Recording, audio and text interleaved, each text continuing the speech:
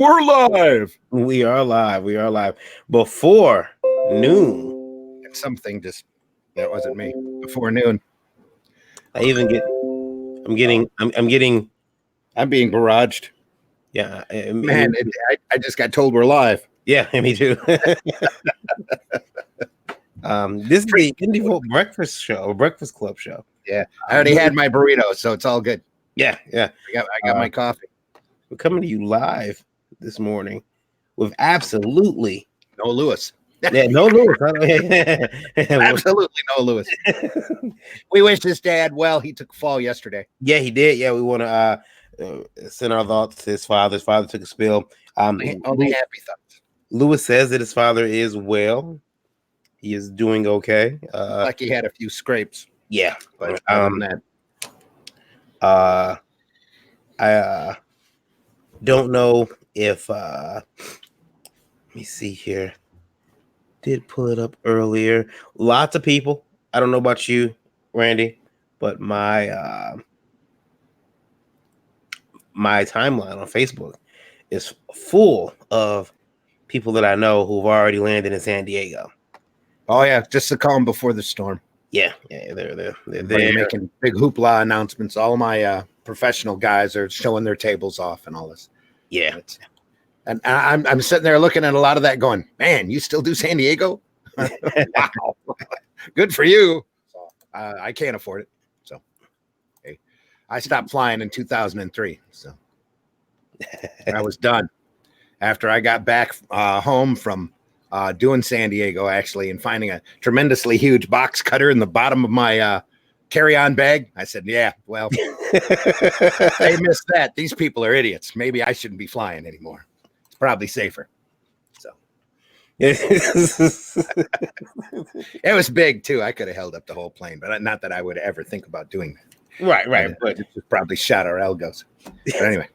I mean, when you find we had and to start with. It's like, oh, crap, man. Oh yeah, these bastards went through my luggage too. That's what really pissed me off. It wasn't the fact that it was still there. It was the fact that they took my goddamn trimming shears that had a blade on them, maybe half an inch, but they were beautiful scissors. They were old classic, barber, just little tiny trimmers that kept my goatee looking nice and sharp. And suddenly I had to replace that, but I go in and empty my bag and there's this big freaking box cutter with a big blade on it. I'm like, oh yeah, they missed that. They took my scissors. Yeah, these people are idiots. Almost did a spank the monkey strip on it. Probably should have had it started. Just didn't finish it. They anyway, off topic. No, just babbling on. Well, that's what you get for having a morning show. Yeah. There's no format here. We're just this is. I am coordination. What?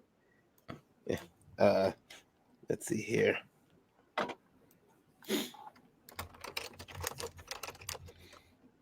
Are we actually on YouTube? We are on YouTube too. Yeah. Send me that link. I can make a. People might actually tune in. Let me get over to my Facebook. I was too busy watching that live stream as they were storming the Air Force Base. They were calling Area 51. Yeah, that was kind of weird. Well, there was no way that was going to happen. So I've seen enough video to know. You get within, even remote video distance, and they'll slam your ass faster than you can spit. So.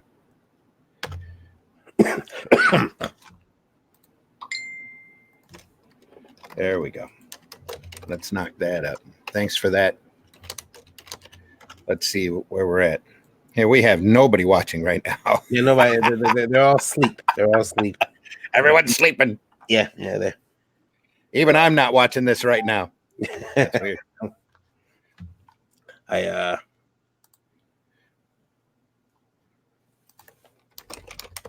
Let's see here. We're doing this for Indie Volt Radio. Good morning, or good afternoon, or good evening, all you Indie Volters out there. Thanks for listening. Yeah, let me see here. I really wish there was I'm pretty sure there is a way, but I'm too lazy to figure it out at the time to do a dual stream where I can have Oh, I don't know how I got this, but for some reason I copied that live stream for Area 51. I'll share that. I'll get on some government watch list. Wait. We can get a guest in here though. Hold on. Let's see who I can pull up. Hello. Hey, what's going on? It's Eric Hopkins, the Eric. great store man. You are live on Indie Eric. Oh wow, it's a good thing I turned my camera off. Yeah, we Randy was showing me a Area 51 storm Area 51 link. The guys are at was it Nellis Air Force Base, so they're far enough away not to be arrested. But we had to watch anyway. They think they're far. They think they're far enough away not to be arrested. Yeah. Hang on, the wife's coming downstairs. No problem. I'm talking to Eric and Varian. I am. Come on down. Wife's still in her pajamas, so she's not going to make an appearance.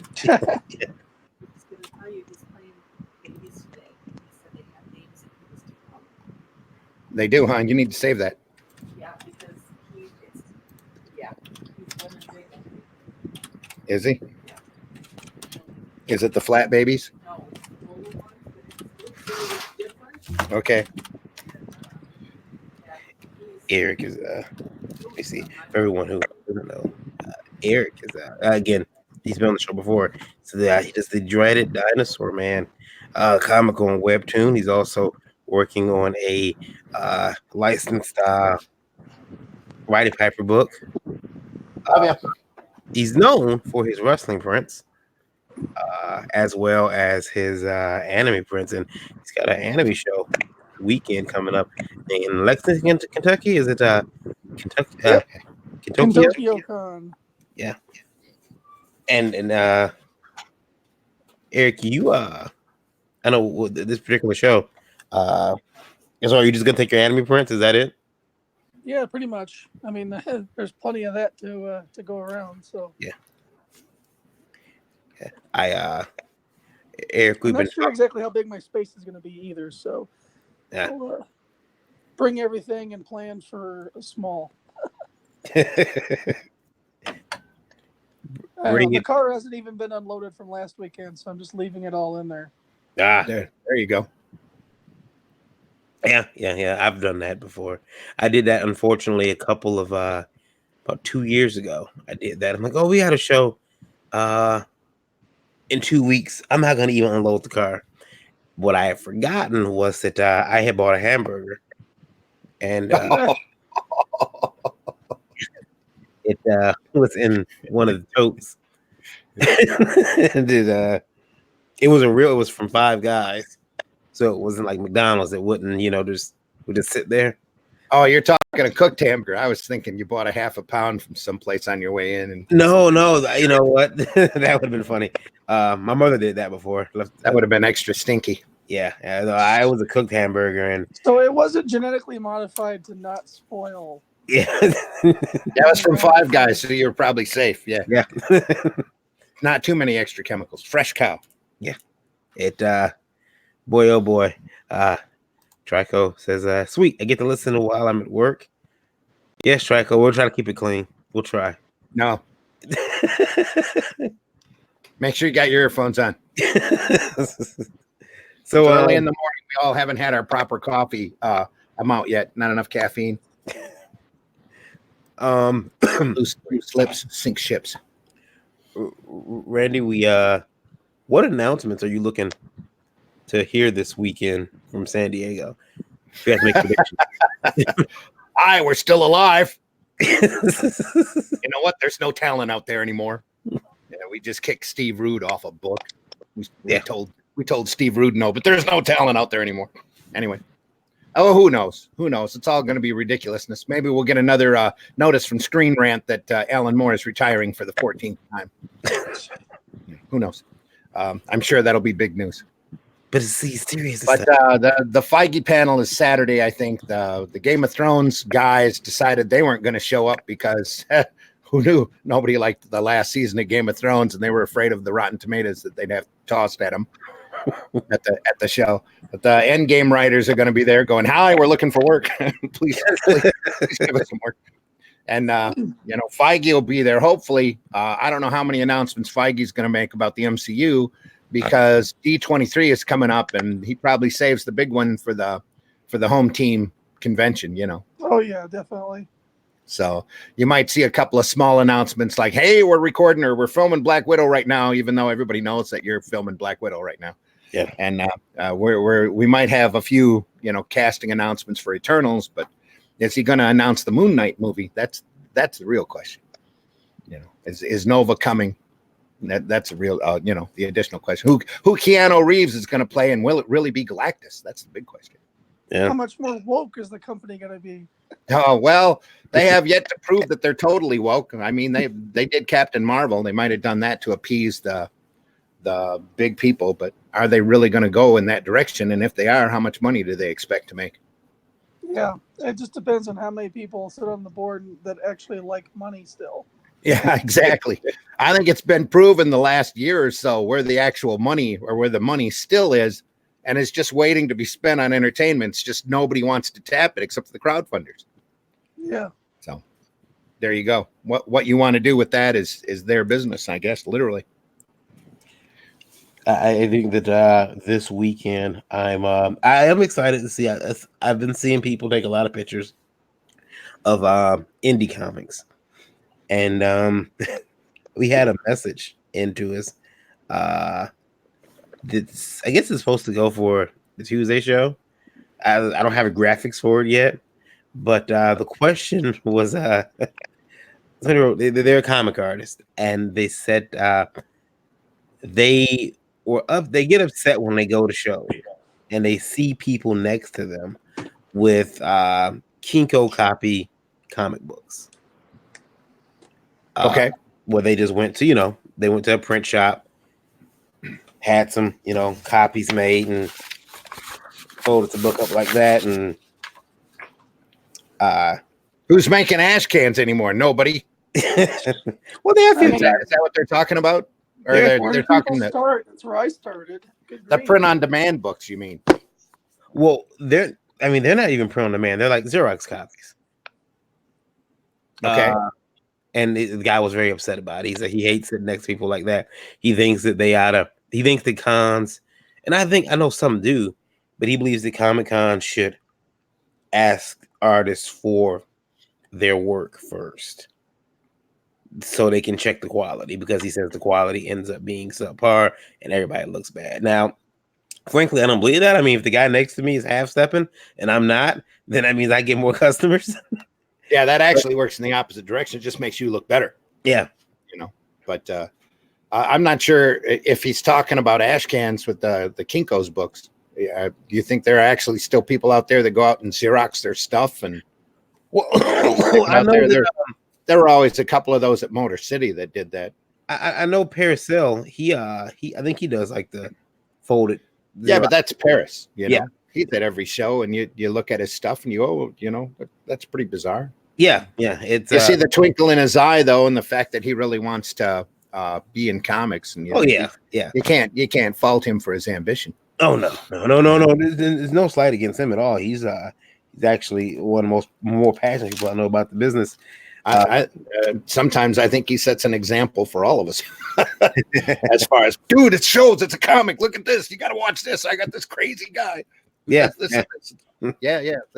Let's get more of that.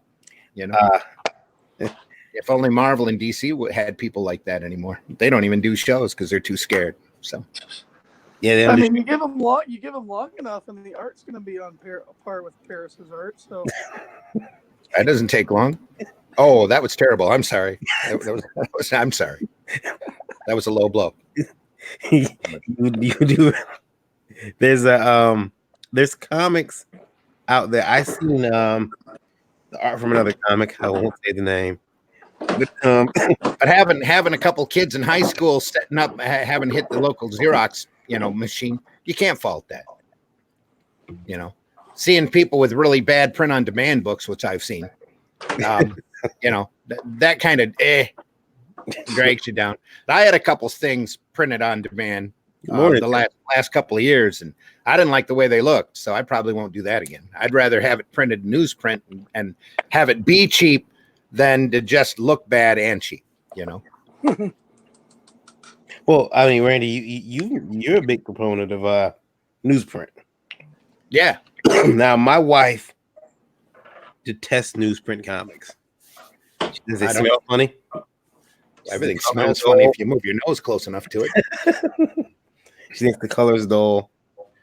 She thinks that's bad. I got a box of Mad magazines she can be smelling all day. Holy crap. That's sitting up in somebody's attic for years. With no dehumidifier. Yeah. That's a smell. Musty. Oh, yeah.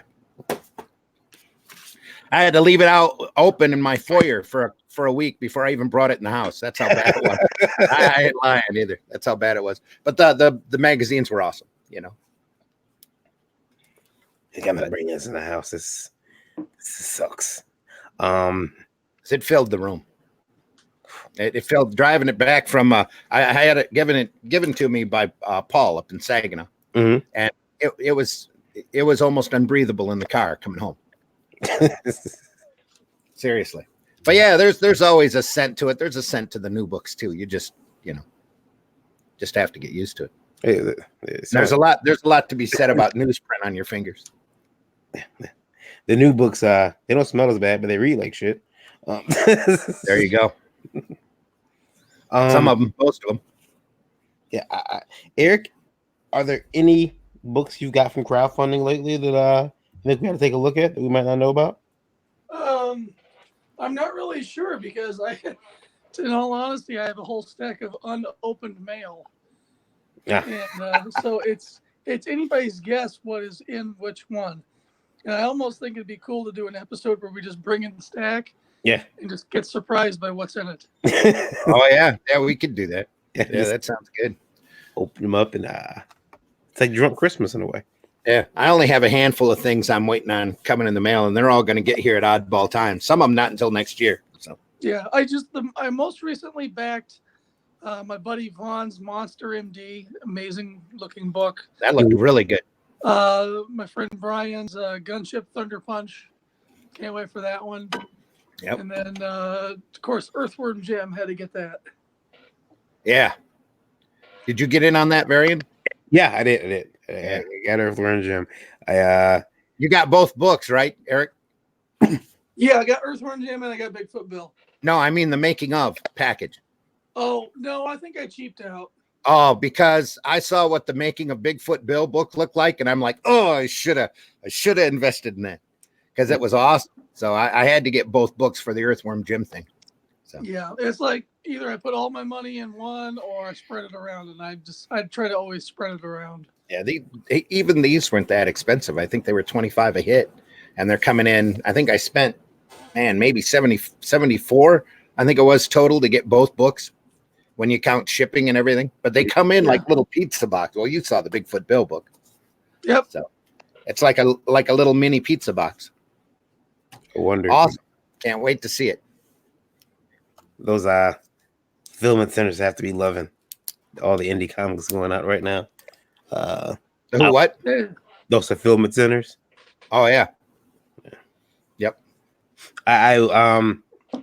We had a rumor came in here. It would be like, hey, we get to distribute some funny books. Holy crap. Yeah. That's so much better than the widgets that we ship out now. And we talked about it very briefly before the show ended Tuesday. And so we're looking forward to seeing if it comes true. But there's a rumor out that Diamond, our good friends at Diamond, are going to they're going to announce that they're not going to distribute any books that have been crowdfunded.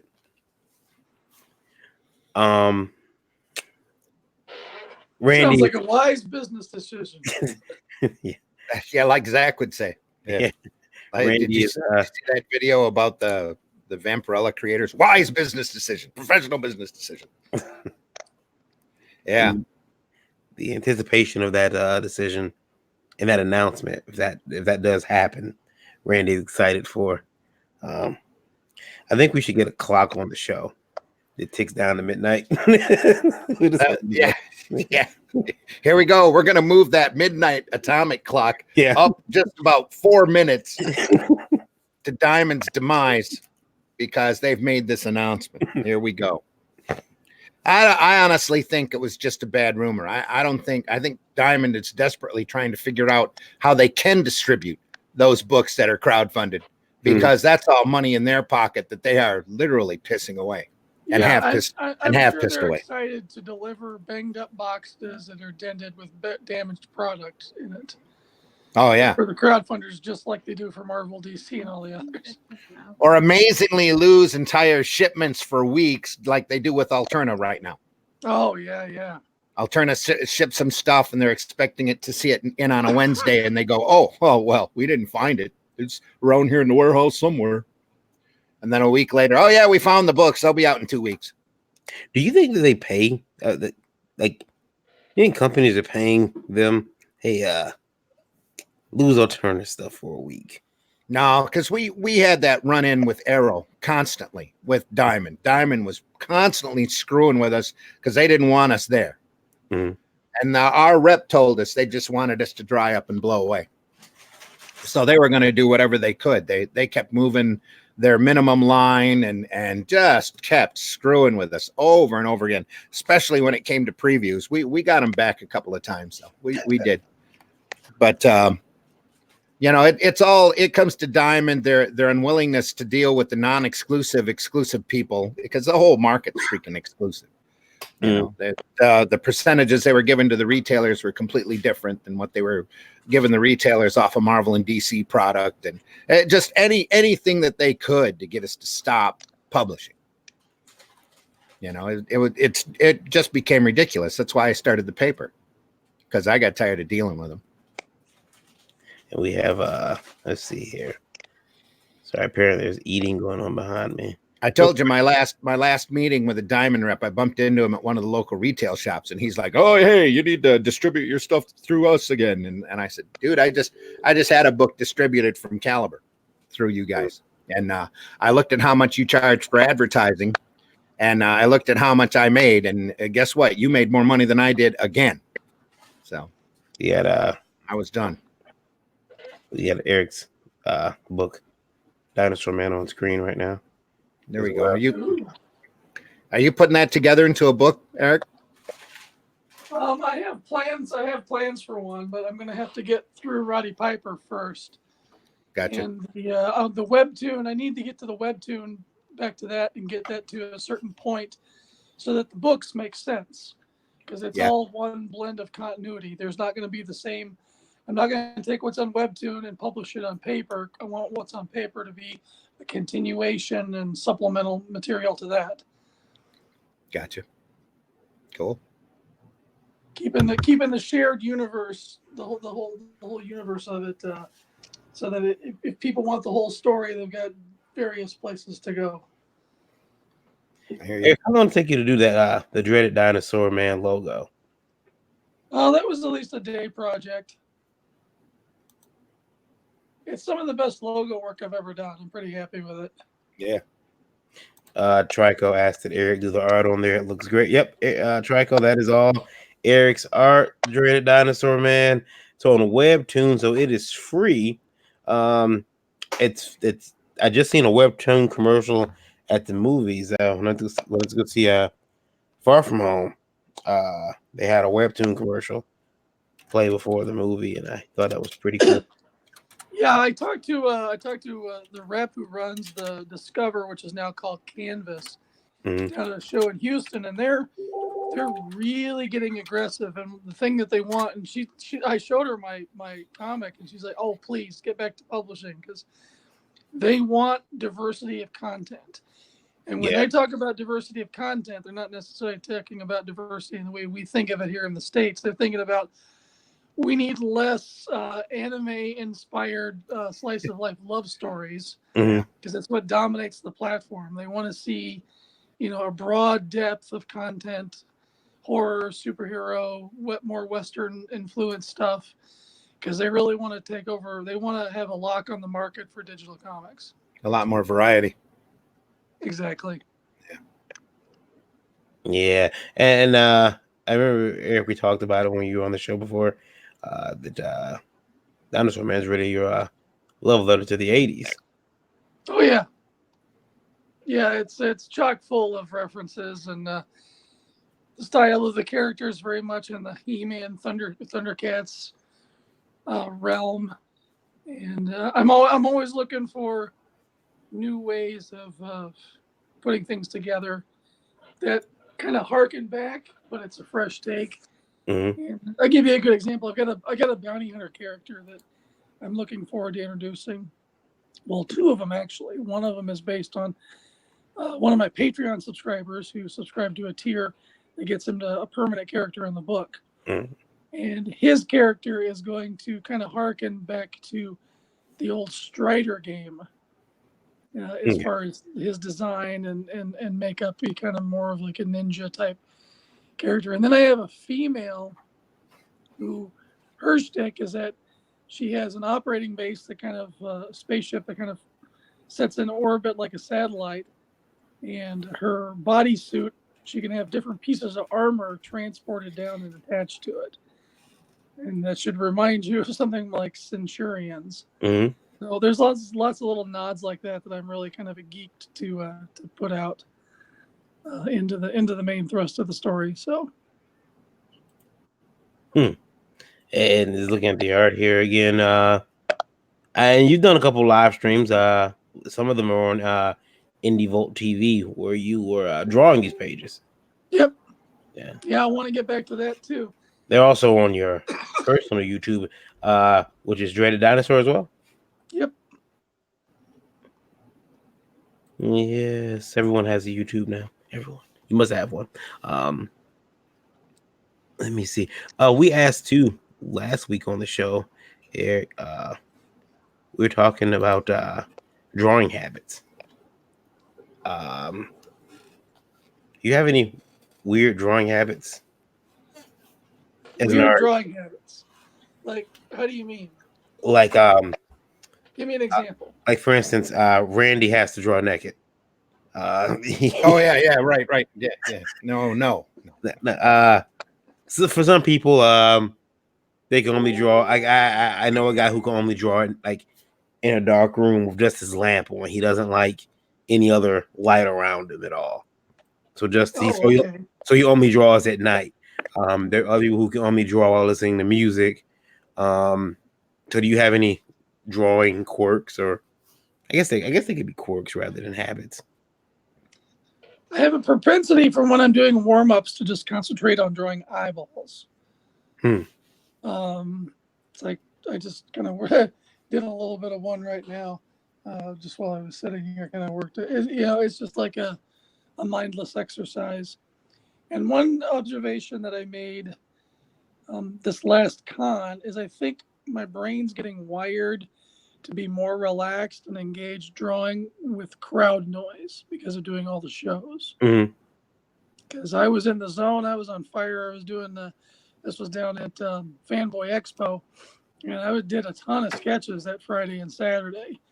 And that just kind of popped in my head. It's like, you know what? I think I'm more used to doing it with the crowd noise. Randy, did that take you a while to get used to drawing live at shows? No, no, not at all. Why? Not that I do a lot of shows anymore or do a lot of drawing at shows, but it's all good. It took me a while. Got to have noise around me anyway, so I put on a podcast or music or whatever, depending upon what I'm doing, how much concentration I want to give it. I definitely don't want something that's going to divert my focus away. So, like, I'm not going to watch anime while I'm drawing, but I'll put on like old 80s movies that I've seen dozens and dozens of times, like Hunt for Red October, or something that I don't need to follow along so closely, and I can just have it on in the background. I have an artist buddy that's got every episode of the 80s Battlestar Galactica on videotape. He just reruns them whenever he's working. Nice. That's a good one too. Along with the commercials. Yeah. He finds them on eBay. Apparently there's people up there that are selling their personal tapes. So he'll get in crates of old 80s VHS tapes and plug them into his machine and watch whatever, you know. It's pretty cool. Yeah. Track of, everyone has a YouTube. Ironically, I'm in the process of launching a Professor Trike channel, and yeah, that I mean, you know, think that's a new way to contact fans. We talked about that last week too, well, Tuesday, about, you know, the new link in the chain, and one of the ways that Randy talked about before is that now everyone has a YouTube station to reach out to fans. Yeah, customers want accessibility. They want to feel like they're part of the world that they're supporting, and that's a great way for us to provide that. The challenge is, how do you carve up your day? Like, I cannot wrap my head around how people like Mike and Doug can stream so constantly and be putting out content at the same time. It just kind of boggles my mind. And they're both family men. Like I'm having such a hard time juggling family, doing shows to bring in some income, and getting work done. That adding streaming into the mix, that's why it hasn't happened. Is like, how do I do this without creating more chaos? Well, just do like me, totally disavow the family. I found that children can take care of themselves. You know, I got an 8-year-old here who's you know, I don't have much to do with him anymore. It's all good until something blows up.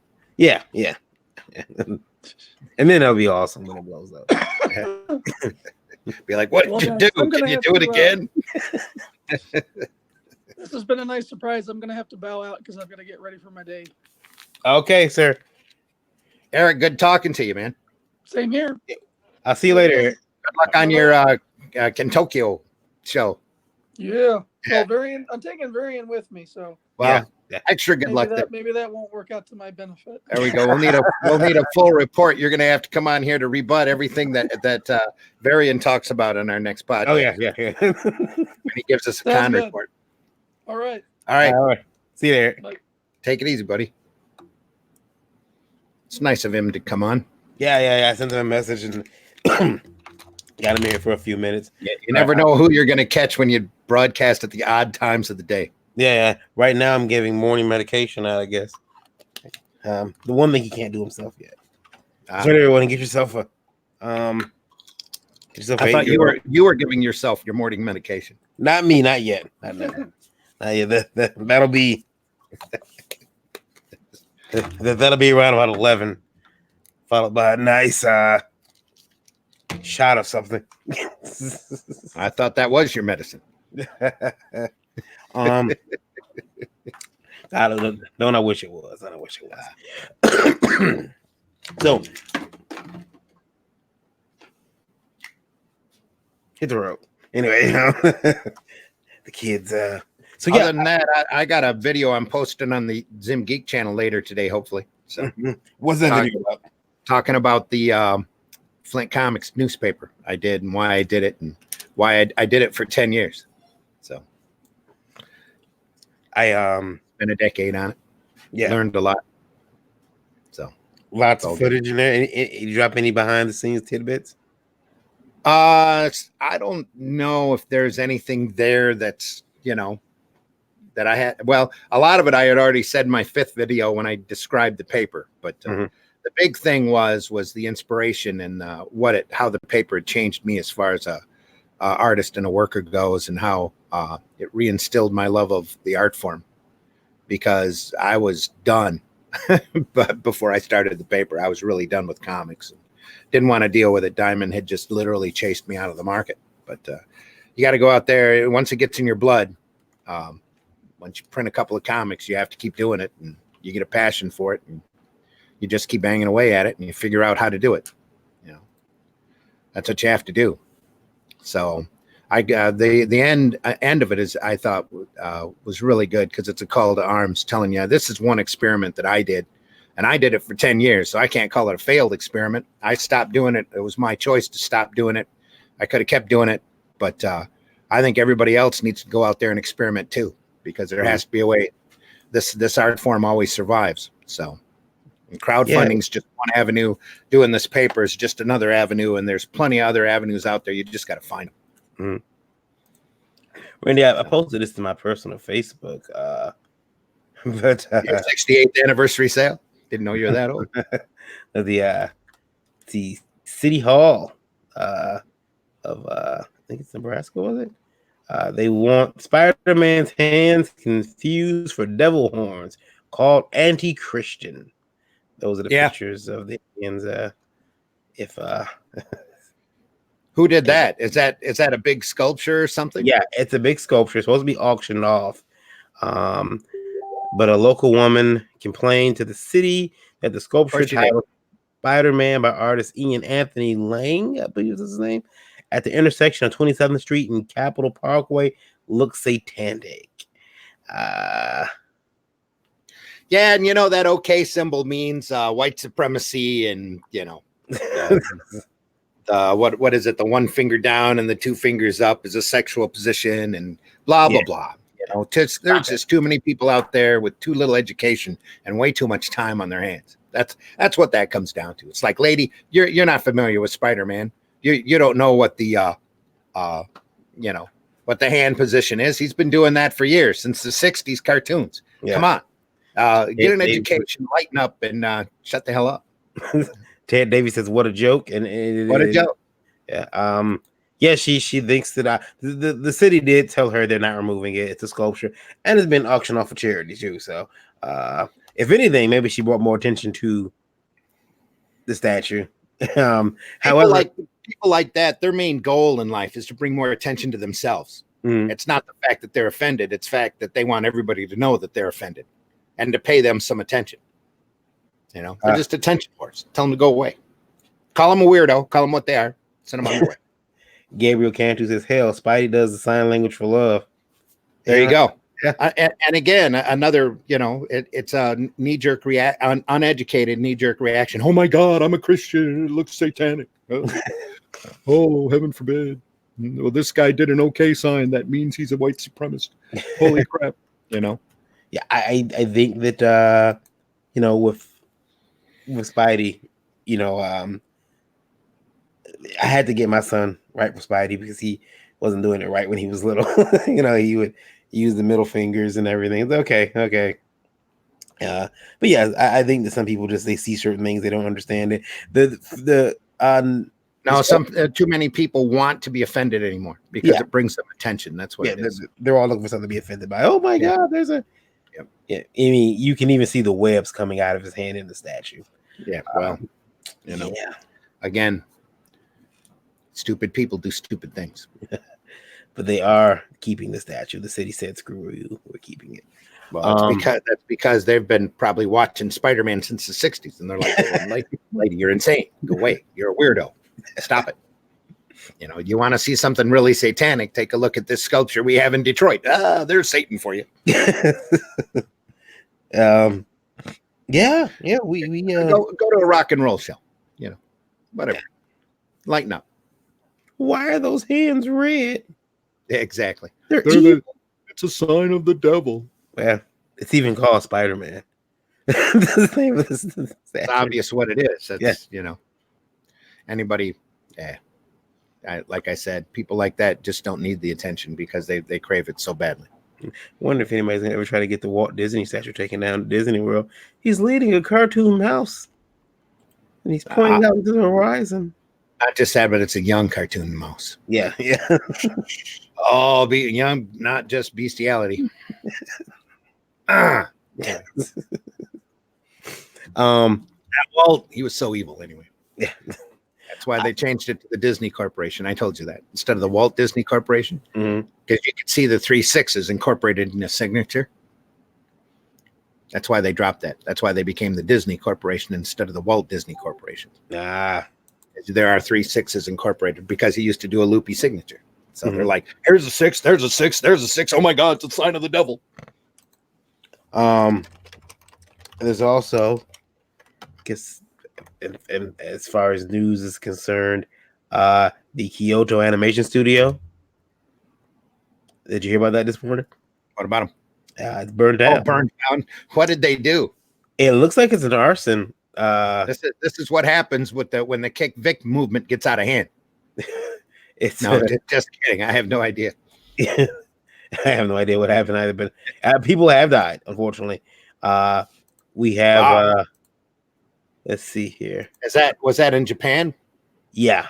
Or was that like a sweatshop situation, like most of those organizations are? Look at that! Look at that tinderbox! Boom! Up in flames.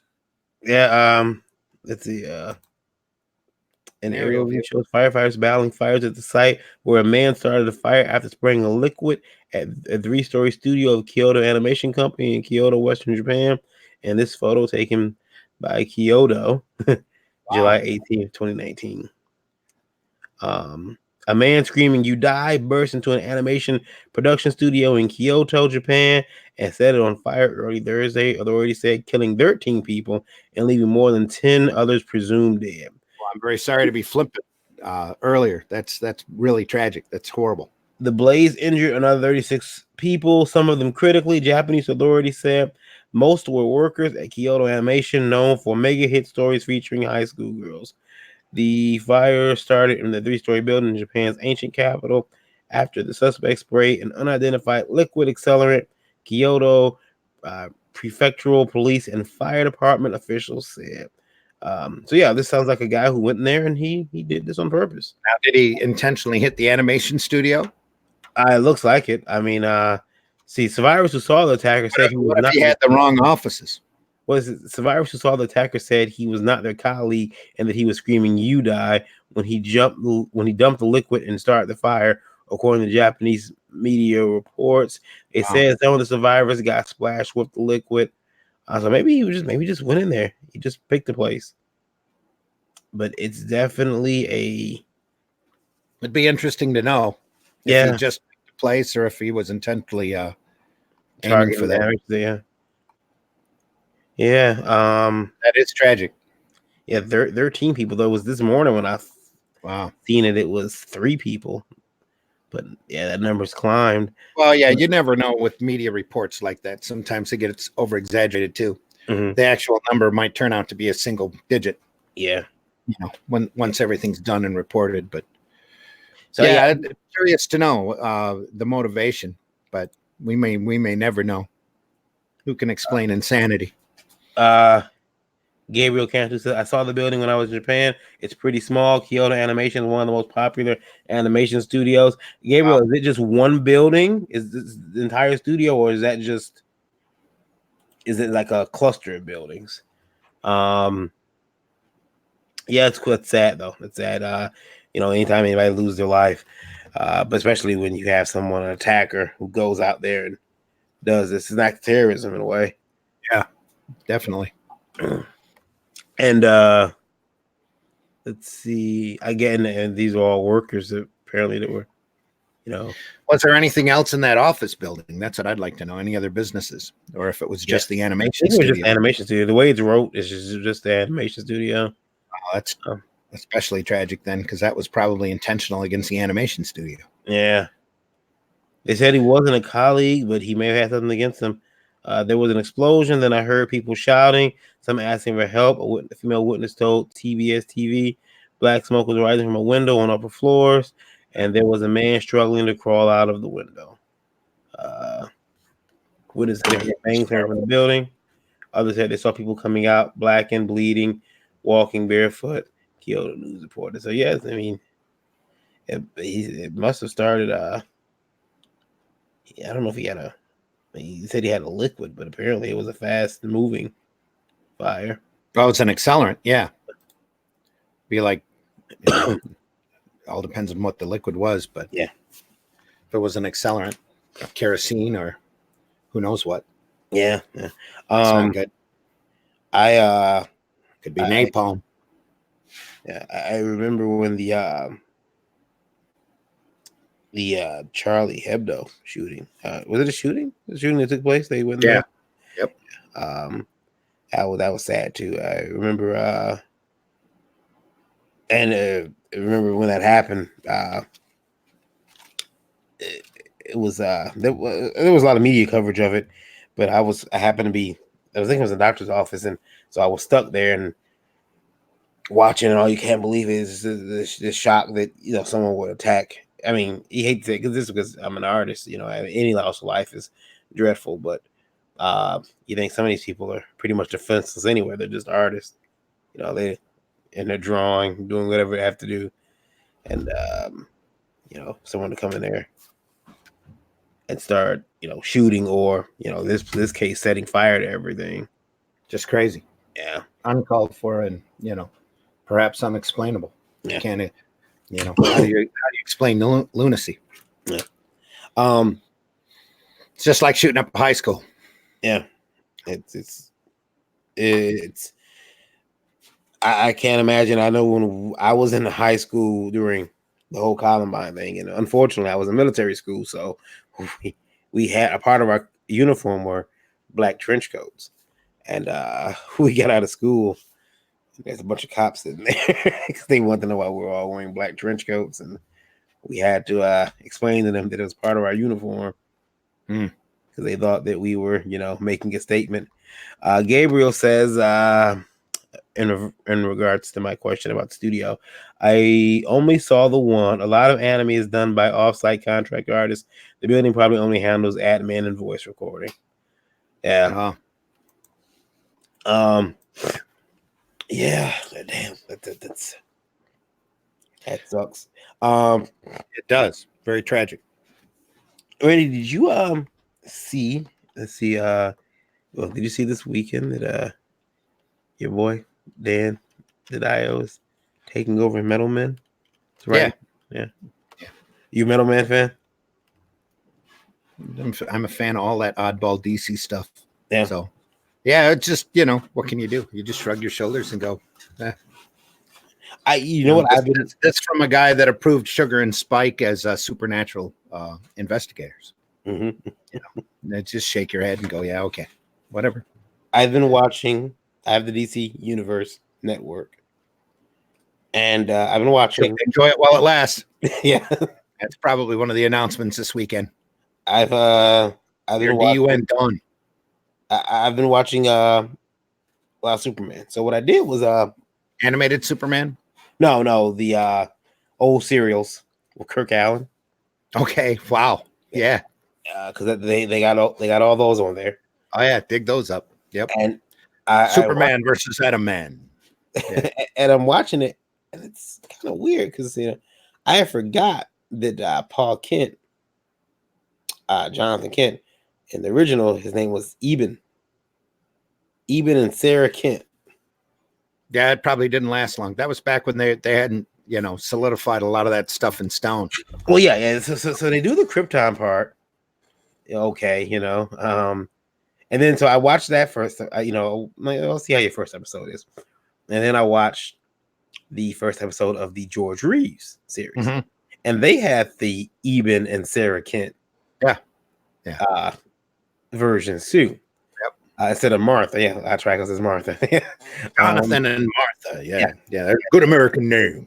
Right. Yeah. Instead of Sarah and Eben, but it was funny because there's a scene where they kind of like click in the Kirk Allen. It's like it seems like they're kicking Clark out the house. They're like, "Here's your costume, and you have powers and abilities, and you're gonna be a man." And it's like, "Give me Superman." He's like, "Yeah, I'll be Superman." And I think that it's best that people don't know that he and Clark Kent are one and the same. And they transition scenes, and you see Clark walking out the house with 2 suitcases, and it says shortly after that, both his parents passed away. And I'm like, it's very quick. It's very quick. And I'm thinking to myself, did he kill them? Because he walks out the house, he closes the door, and he's got 2 big briefcases, and he's walking out. They're like, did I just witness a murder? Did Superman? Don't mind me, officer. I'm just going off to this cornfield. I got 2 suitcases I need to bury. Yeah. It was it was shocking. No, I don't need any help. They're fine. They're not that heavy. Yeah. I'm fine, officer. I'm fine. I can do it by myself. It's all good, officer. Don't mind me. And the George Reeves version just kills Pa Kent. He has a heart attack, drops down on the sofa. Weird about that was the doctor goes in the bedroom. He comes out, and Martha's like, Sarah, she's like, "Oh, doctor, is he gonna be okay?" And doctor just turns stone face and says, "I'm sorry, Sarah," and just walks around her and walks out the house. And I'm thinking like, and she's like, "He was a good husband. He was a good man." Clark's like, "He's a good father," and I'm like, his dead body is still in the bedroom. He's still alive. Is he from behind the door? Yeah. I'm still alive. Yeah. I'd like a drink, please. Yes. He was a good man. I'm still here. He's That's a Monty Python routine right there. We're gonna have to go out and dig a grave now. I'm not quite dead yet. Yes. Yeah. Don't bother, please. Yeah. Maybe we should. I'm still breathing. Yeah. Should we get the embalming fluid? Not necessary. Just a flesh wound.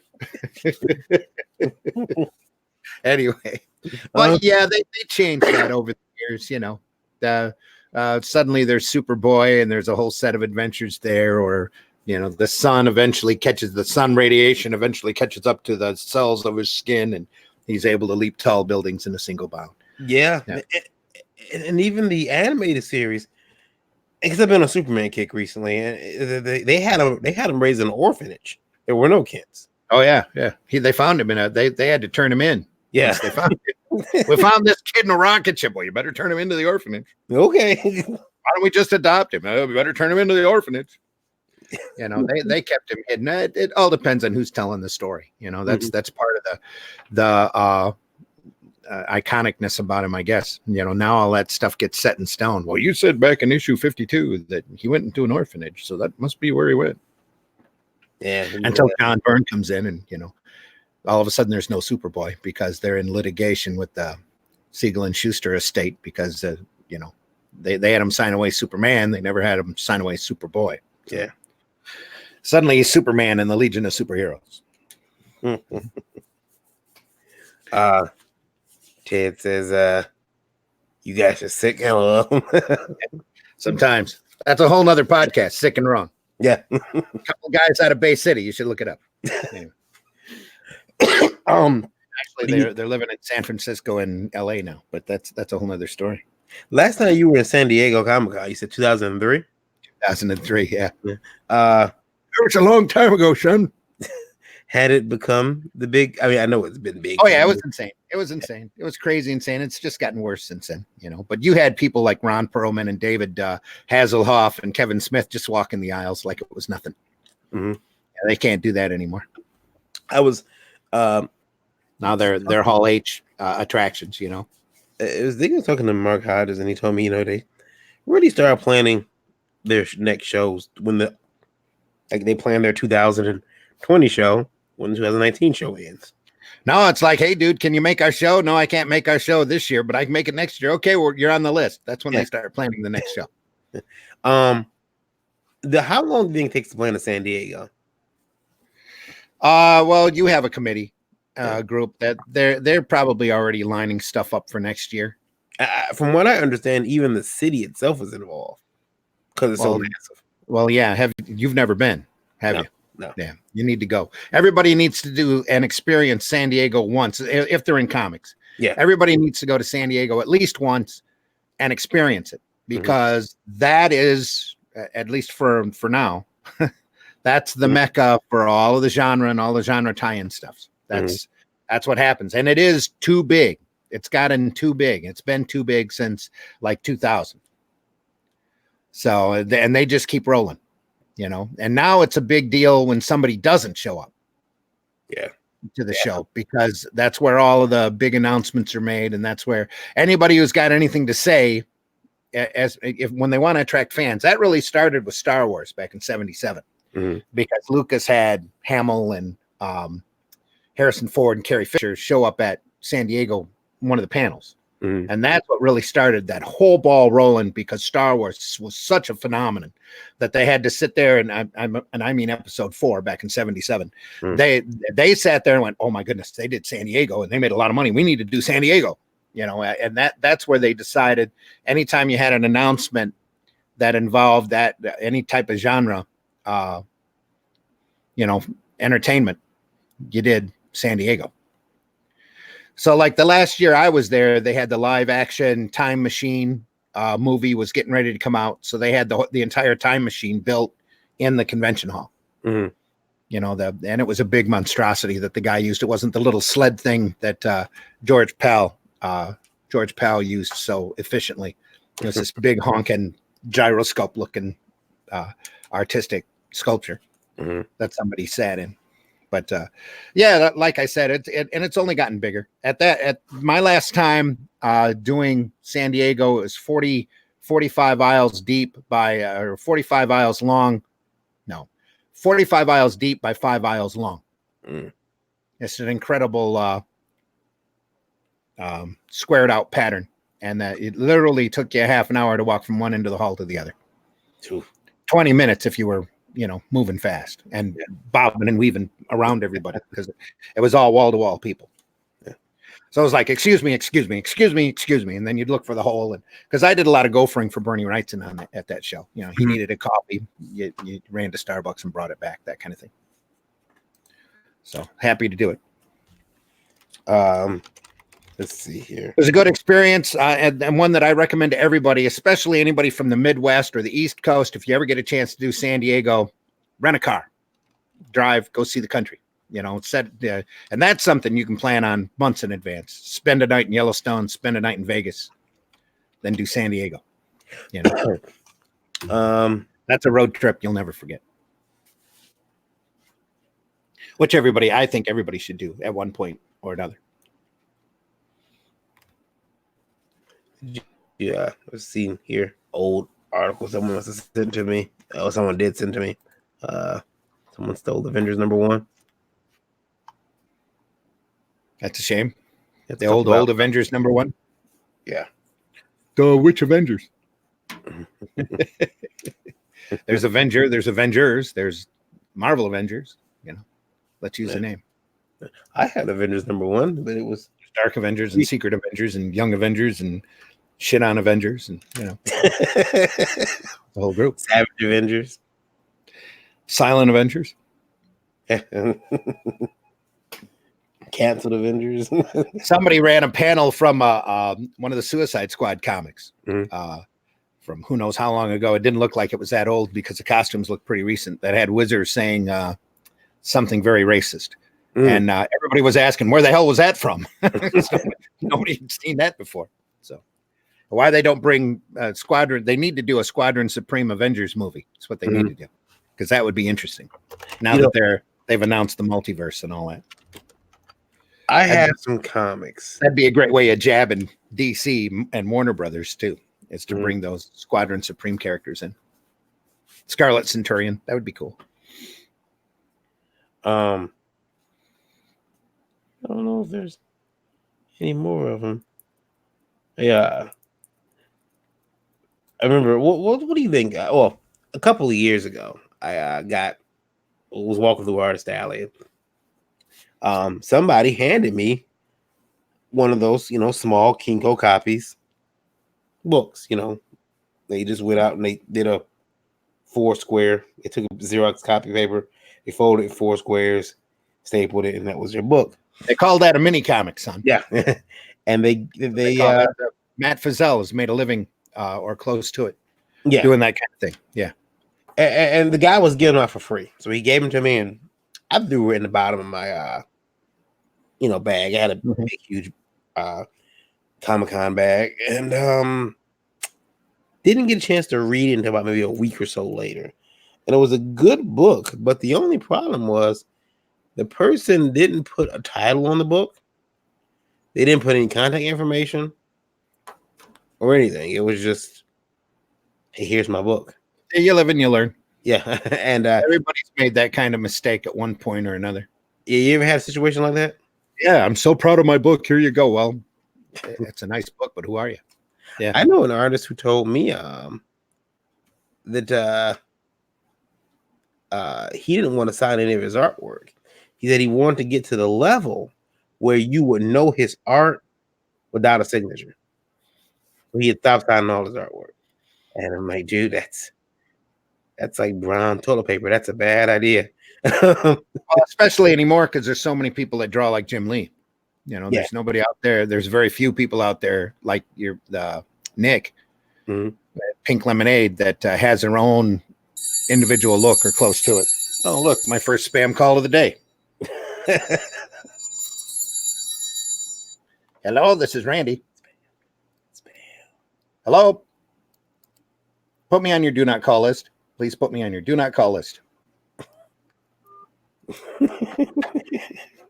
The genuine hassles of having a good credit rating. Yeah. 10 of them yesterday. 10 of them. Usually, what are we pressing? 12:30 or 9:30? 9:30. Yeah, 9:25. I'm sure it was a robocall. Assholes. Sorry, Trico. This is but you never know anymore. That's the problem with running your I ran my phone number in the Flint Comics paper for 10 years, and I've kept the same number. So you never know when a local call is a spam or if it's business. Yeah. So you have to pick them up. Hello, this is Randy. Just to see if it's a stupid robocall. Yeah. Then you go through and block the damn number. But Draco says Silent Avengers is led by Black Bolt. Which what? Silent Avengers led by Black Bolt. Right. Did you watch that series? Did you ever watch it? The Inhumans? Yeah. Oh, heck yeah. I did. What'd you think? And the pilot, when they shaved Medusa, I said, there goes your show. Boom. You're done. I was in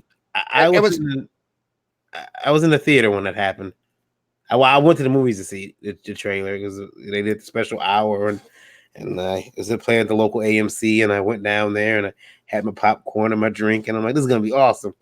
And like you said, as soon as they shaved Medusa's head, you're like, you're done. It's over. Show's done. Yeah, you're an idiot.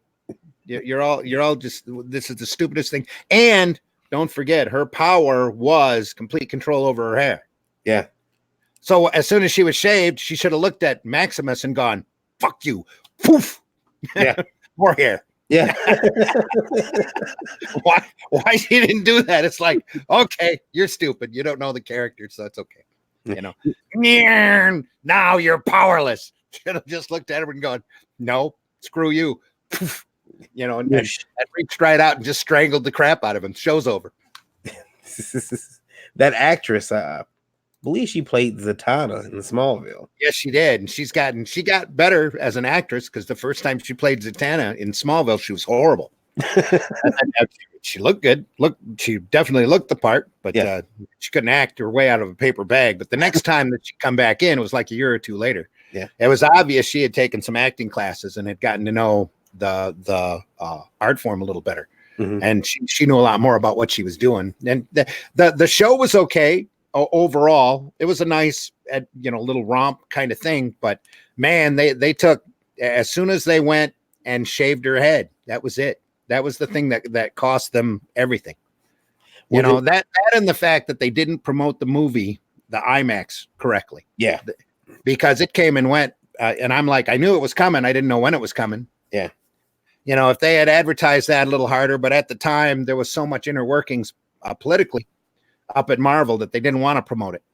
And I'm sure Feige was sitting there going, "Oh, you're shaving her head, huh? Okay." And turned around and walked away. You didn't know it was a cost-cutting measure? He knew better. Oh yeah. That's what they'll tell you because they didn't want to animate her hair.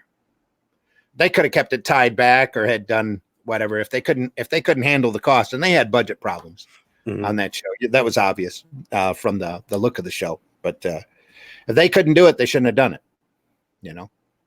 All of a sudden, Medusa's off on vacation. Oops. It's easy to do Black Bolt's power. It's great to do Triton, and Karnak was nothing, and Gorgon, they kept looking human, but Medusa was the major problem. And Lockjaw, I would imagine, was pretty costly. So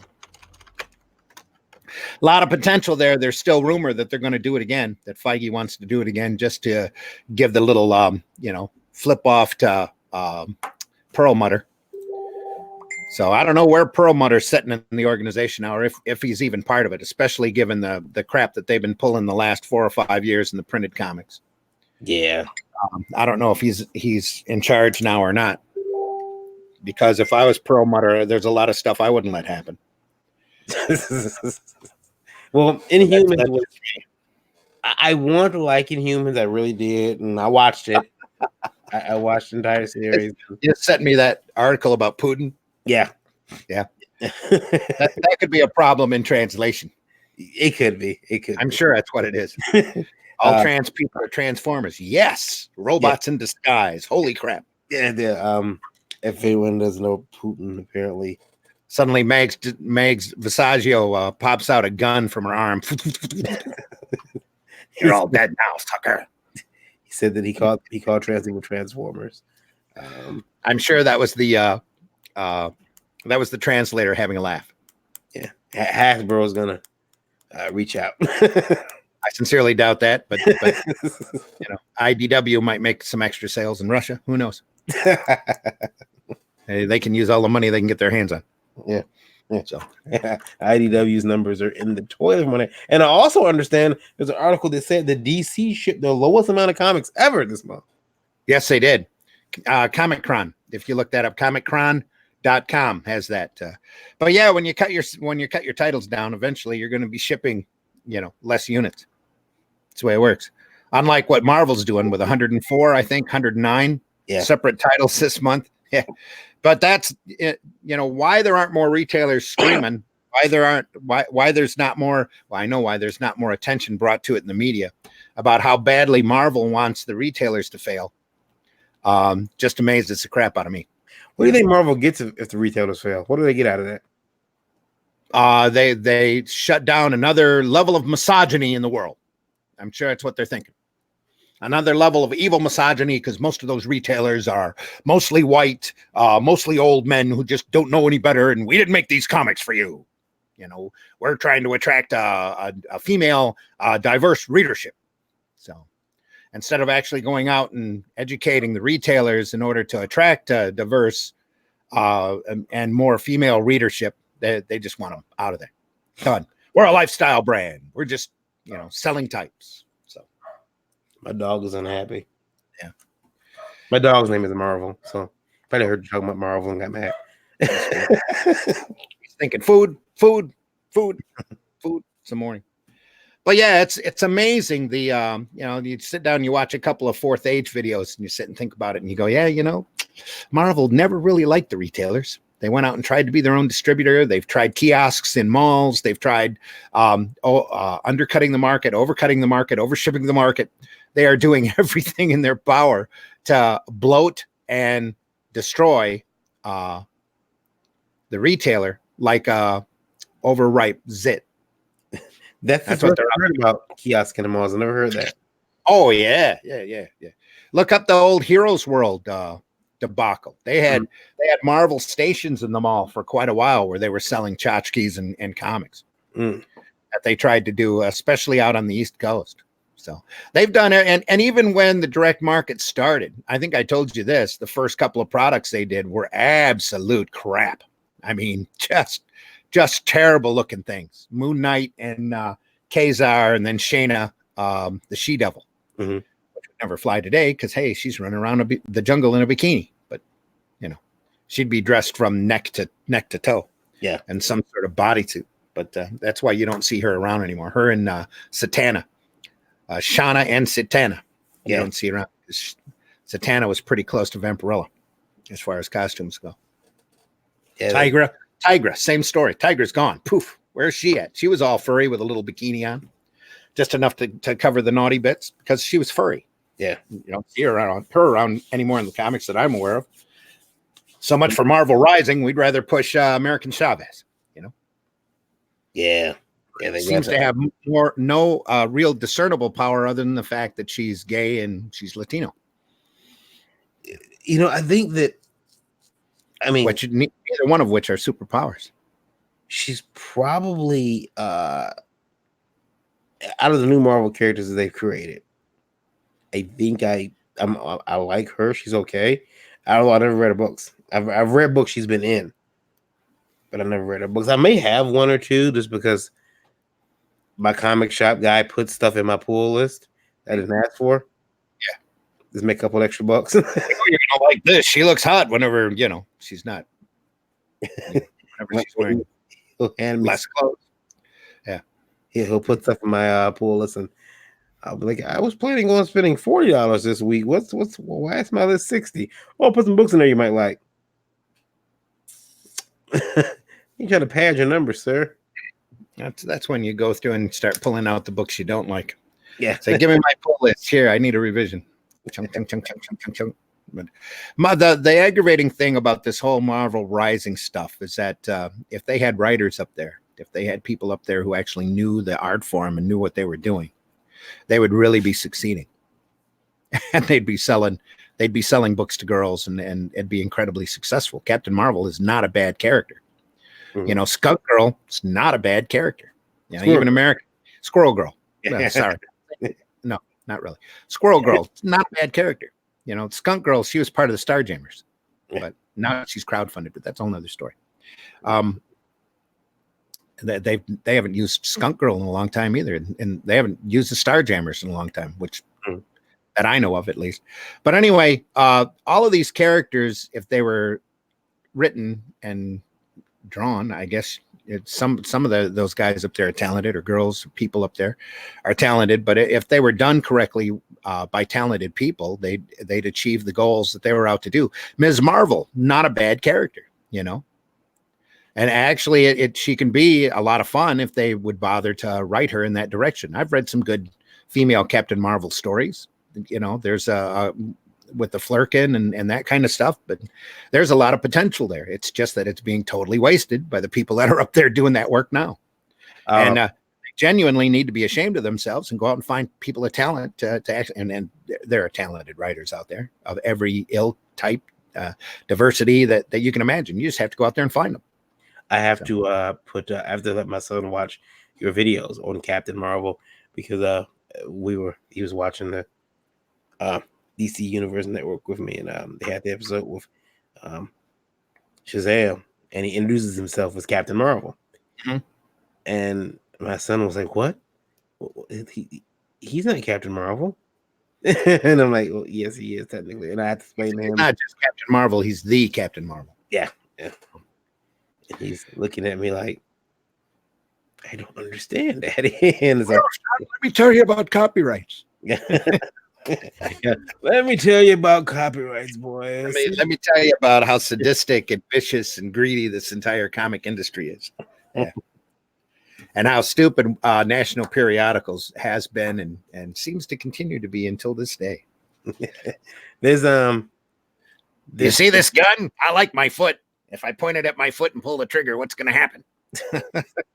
I don't know. Let's find out. There's a lot of artists right now. I've seen 3 different artists yesterday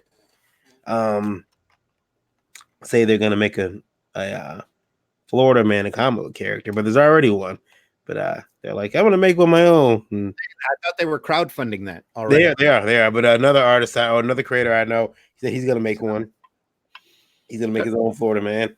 And everybody's doing Daredevil, the black and red, or the green, or the blue and red Daredevil. Everybody's doing it, so let's all do a Florida Man.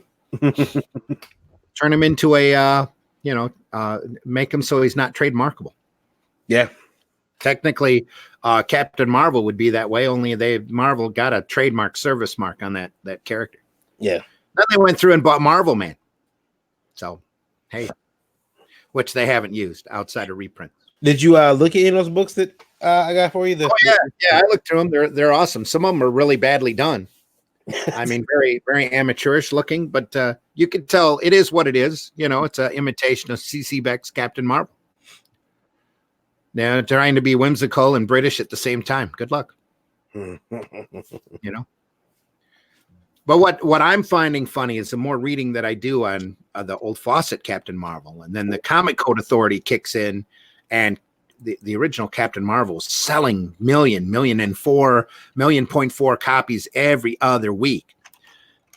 Then superheroes start going into a slump. Then the comic code kicks in. Captain Marvel stops, and everything at DC takes on that same level of crazy whimsy that Captain Marvel had. And that was the Goofy period back when, Aquaman had a octopus that he had traveling around with him, and Martian Manhunter had Zook running around with him, and Batmite was introduced, and Mixaplex got extra airtime, and Green Kryptonite was introduced, and all of that stuff. It's amazing the effect that Captain Marvel had in comics through the 50s, even though Captain Marvel wasn't around. Mm-hmm. And a lot of that talent that was working at Captain Marvel went over and worked at DC. Otto Binder and a lot of the artists, Schaffenberger, ended up over at DC for many years, who had started out drawing Captain Marvel for Fawcett. It's amazing the effect that book has had. And because DC, threw the character into obscurity, that whole part of history gets kind of neglected. Yeah. And then, the Shazam movie comes out and doesn't make any money. Red, I have a question for you. I want you to tell me what would happen. What do you think would happen today if this was released on a Marvel comic because someone wasn't watching, and this is a gatefold cover? Okay. All right. What would be the headline? Is she naked? That's White Queen, right? Yeah. Well, I don't know. What would you say? The women would be a little upset. I think the headline would be that's not that's not the same as like the Minara Spider Woman costume where she had her ass flying up in the air. I think the big headline would be which editor approved this, and why didn't the editor catch the fact that whoever drew this Greg Horn. Oh, yeah. Well, that answers why a lot of the faces look like they're photogenic. It's because he traced a lot of this stuff, or he is known to use a lot. Not trace. I'm sorry. That's not what I meant. He is known to use a lot of photo reference in his work, and light boxes are amazing. But like Rogue, for example, those breasts are unnatural. Mm. Unless they're fake and the job was botched.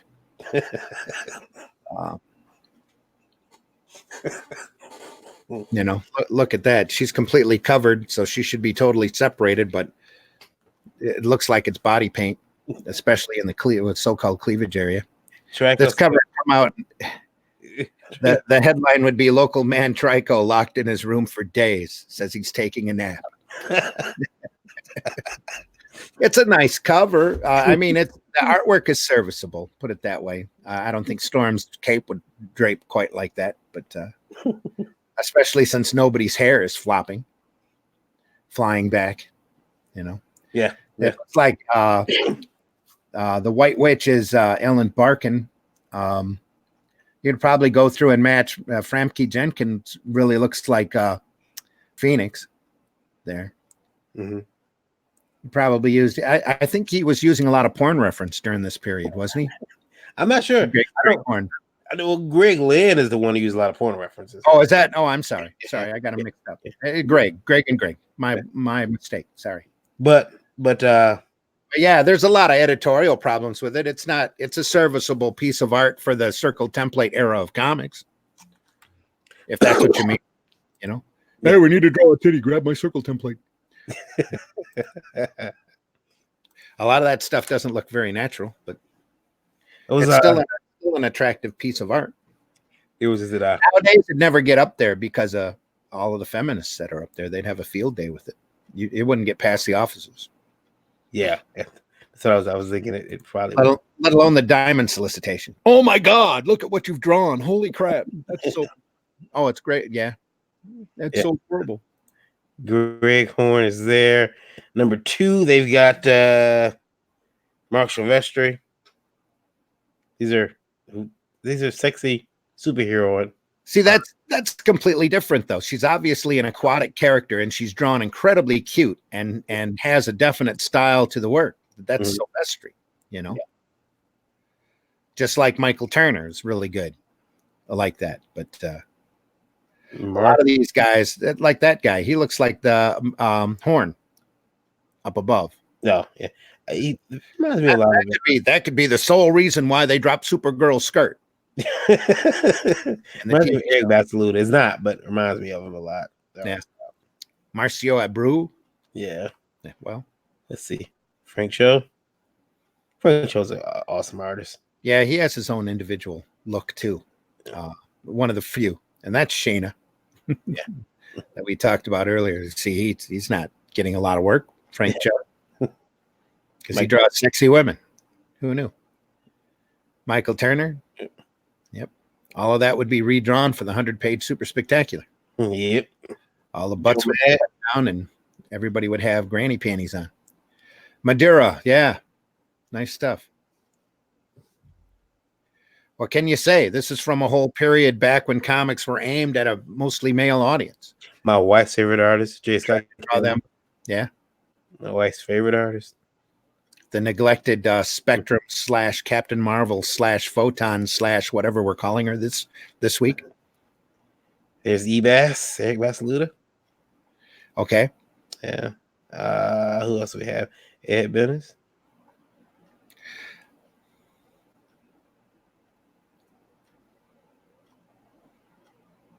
William March. I don't think I've heard of him, but so what's bringing this up? It would just happen to be something someone posted on my timeline. Is this a new Ranker article about how we should be shaming all of these artists for drawing pretty female girls? No, I think they ask you, great artist, yes or no. I mean, well, they're all accomplished, so there's a skirt. We should track them down and ask them, are you making a living? Mike Diodato? Jim Lee, if he wasn't working for DC as a company, what do you think he'd be doing now? Oh man, I don't know. I mean, he'd be working. I think he'd be drawing some kind of. You'll never see Wonder Woman look like that again. Like this? Yeah. Yeah. Not going to happen. Even if they reprint it, they'll be pretty pennies. Bud Root, yep. Wonder what he's doing now. Video game work. That's where it's safe. Jerry Dodson. Okay. Hi, we know how to use Photoshop. Great Lynn. There we go. Same thing. Yeah. Wally Wood. There's a guy before all that mechanical stuff. The most easiest way that they could cheat back then was using a light box and photo reference. That's definitely neither one. Mm-hmm. So Wood is just amazing. So he's got a very individual look to his stuff. Most of the time, you could look at a picture from Wood and know that it was Wood instead of who's that, Jim Lee? No, it's who? Yeah. Manara is the same thing. When he takes his time, he can be incredible. Mm. If he's on a deadline, like it looks like that picture was pretty close to it. He knows how to work commercially. And that's what he does. Yeah. That reminds me of an ad that you see in the magazine. Probably, yeah, very much so. And probably photo referenced pretty hard. Jim Ballant. Those Catwoman purple outfit years. Yep. Adam Hughes. Some live drawing classes might come in handy. Adam Hughes, another, individual style. That's a nice picture all around. That's just nice. Dave Stevens, always good. Thank goodness he's not around to see the crap that's happening today. Mm. Everything that he did was amazing. Peter Dribbin. Okay. It looks like an old 50s pinup artist. Alex Ross. Giovanna Casado. Yeah, a lot of pictorial reference on that too. Oh, hang on. I got to take this. I gotta go offline for a sec. Okay. I gotta figure out where I'm at here. I can mute you. Okay, dude. Brian Stelfreeze, which is another fantastic artist. Let me read what Trico posted here. It says, I like to use a lot of porn too, or I mean for reference. You know, I got in trouble for that when I was younger. I got in trouble for are you back, Randy? Oh, all right. Unmute button. There we go. Uh Brian Stelfreeze. Okay. yeah. I don't know why you're pulling all these circle template guys up. Well, they just don't rank her. They were just up there. This is the Oh, so they're asking to be ranked. Bruce Tim, Al Rio, one of my wife's other favorite artists. Al Rio passed away though, tragically. I believe he took his own life. Really? When did that happen? Oh, a while ago. It's been a couple years. Let me see here.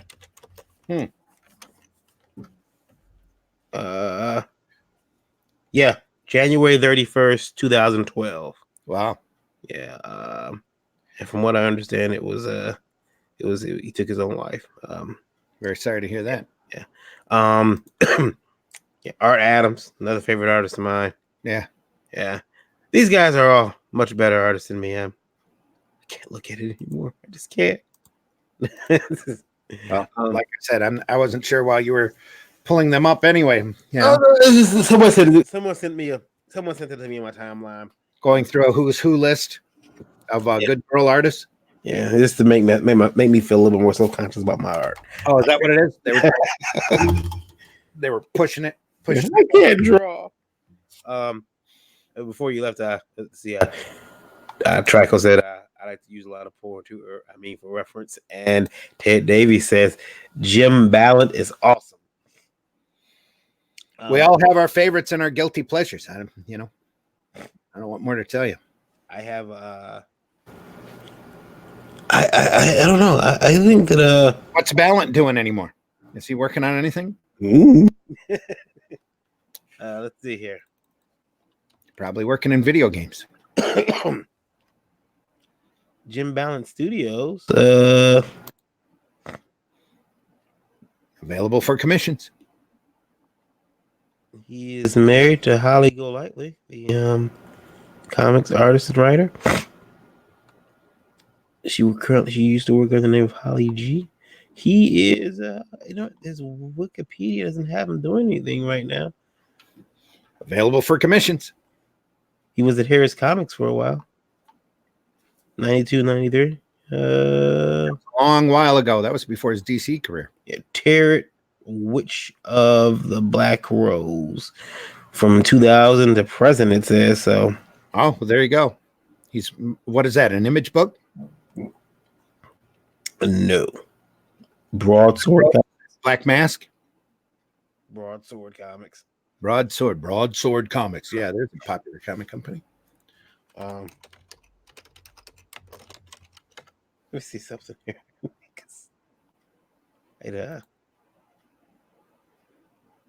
I can't. Wait a minute. I've got questions that need answering. Don't we all? Well, there's no way you guys would probably be able to see this, but I mean, you can make it out. Okay, so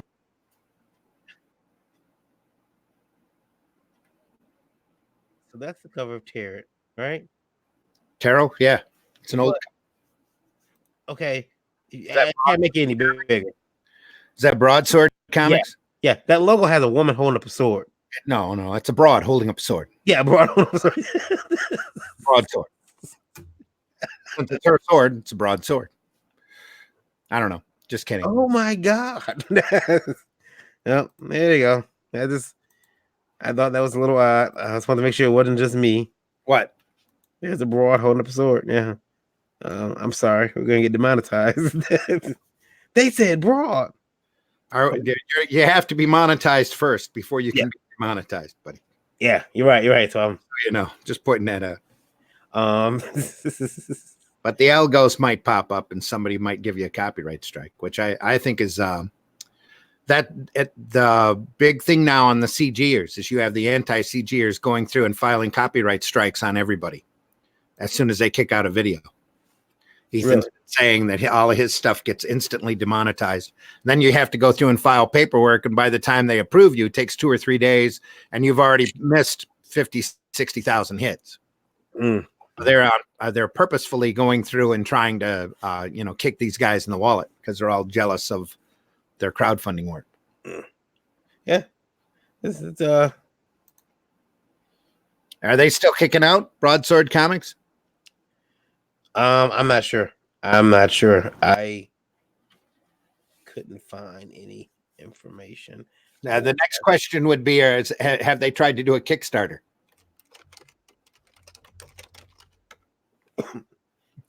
See, when I type in Broadsword Comics, I get brought back to what is it? Facebook. Hold on. And there's some digital comics on Comixology. That'd be interesting to see. Oh, Comixology. There you go. But I keep getting taken to JimBalanceStudios.com. So maybe he renamed the studio. No, he didn't. Yeah, your voice is popping up and down again. Yeah, I got like 1,000 messages. Hold on. Out of nowhere.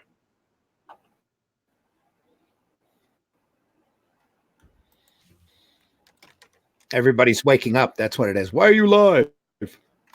What's going on? Yeah, they all came out of nowhere.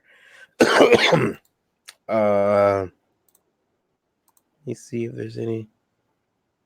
Okay, there's nothing super important. So okay, I guess he's just calling it. I guess the Broadsword Comics is Jim Studio. Is who? I guess that's Jim Studio. Yeah, Jim Balance. Jim. Yeah. I guess it's his studio. So let's see here. He's dropped the broadsword. Looks pretty cool though. Actually, his website. There we go. He's still Broadsword Comics. Look at that. I could draw anime too. Yeah, it's available for commissions. It looks pretty cool though. The artwork. I mean, some of it. So I think he does work for pretty much everybody now. But see, yeah, there's some colognes, fragrances. I'm gonna release Last Call fragrances.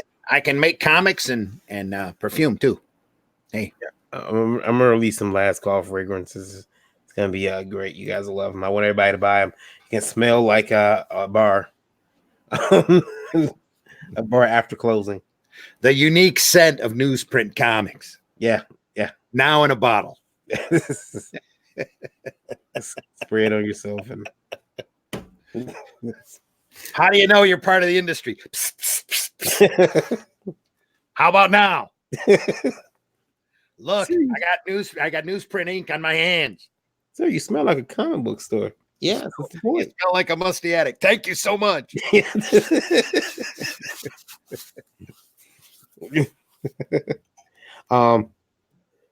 Randy, you've been to New York? Lay musk of must. There you go. I have, but it's been a while. Did you happen to go by the Marvel and DC offices while you were there? Yeah, I saw the Marvel offices when I was in New York. Yeah. Hi, we're remodeling. Okay. Did you get a chance to go in at all? Or? Oh, yeah. We got a tour. But they were remodeling at the time. The third floor is being knocked into the second floor and who knows what. So, yeah. Yeah, it was during a New York show. So it was on the weekend. None of the bullpen was in. Mm-hmm. We had some executive assistant or something show us around. There was a group of us went through. Oh, this is the Marvel offices. This is the bullpen. John Romita sat here. Oh, awesome. That kind of thing. Yeah.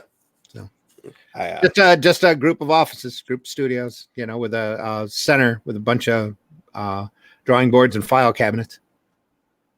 It's all good. See, I like to imagine that it's a busy place, steering with artists coming and going. Well, it was a Saturday and there was a New York show, so there was hardly anybody there. Weird question from one of the emails. It was comic related, but not indie comic related. Who would you rather work for? J. Jonah Jameson or Perry White? Perry White. Jameson's an ass. Perry White, he's mean just to get shit done. But Jonas Jameson's just an idiot and an ass. And he's meant to be an ass. So that ties into Superman stuff I've been watching lately, because there's the Kirk Allen Perry White was he's a bit of an ass. The later renditions were a little nicer. Yeah, those secondary characters, everybody's interpreted differently. So look at the Jimmy Olsen from the movies compared to the Jimmy Olsen in Supergirl. Yeah. yeah, Jimmy Olsen and Supergirl. It's quite different. They almost killed him off in the 80s, Jimmy. Did they? Yeah, they were going to give him AIDS. But they figured a guy who had turned into Elastic Lad would just be too sexual if they gave him AIDS. So they didn't do it. Didn't know that. Did not know that. Back when the AIDS scare was raging, they needed to be topical. So they were going to give a character AIDS and bump him off, but they decided against it. I didn't. They had just brought him back during the burn years anyway. So. We weren't live when we talked about it, but we had mentioned that. I told you we're not talking about our porn careers. No, not our porn careers. Not on the air. And then there's a guy said that he had talked to Neil Adams at a con a couple weeks ago. Okay, yeah. And Neil told him, "Don't worry, the comic industry's fine. I've seen it almost die twice now." And Neil has a very short-term memory. Yeah. I've seen it almost die a lot. Yeah. Back in the 70s when DC imploded, comics were dead. During the drugstores were dying, comics were dead. Back at Marvel about killed comics. If it wasn't for Diamond's opportunism with Heroes World, comics were almost dead. Mm-hmm. I think the idea is that they would be. The idea that he was trying to stress is that when the new guys came in, Denny O'Neil and Adams, everyone was saying the comic industry was dead then. Nobody sees them as new guys. Well, that was the reason those guys had to come in, was because the nepotism system was failing, just like it's failing now.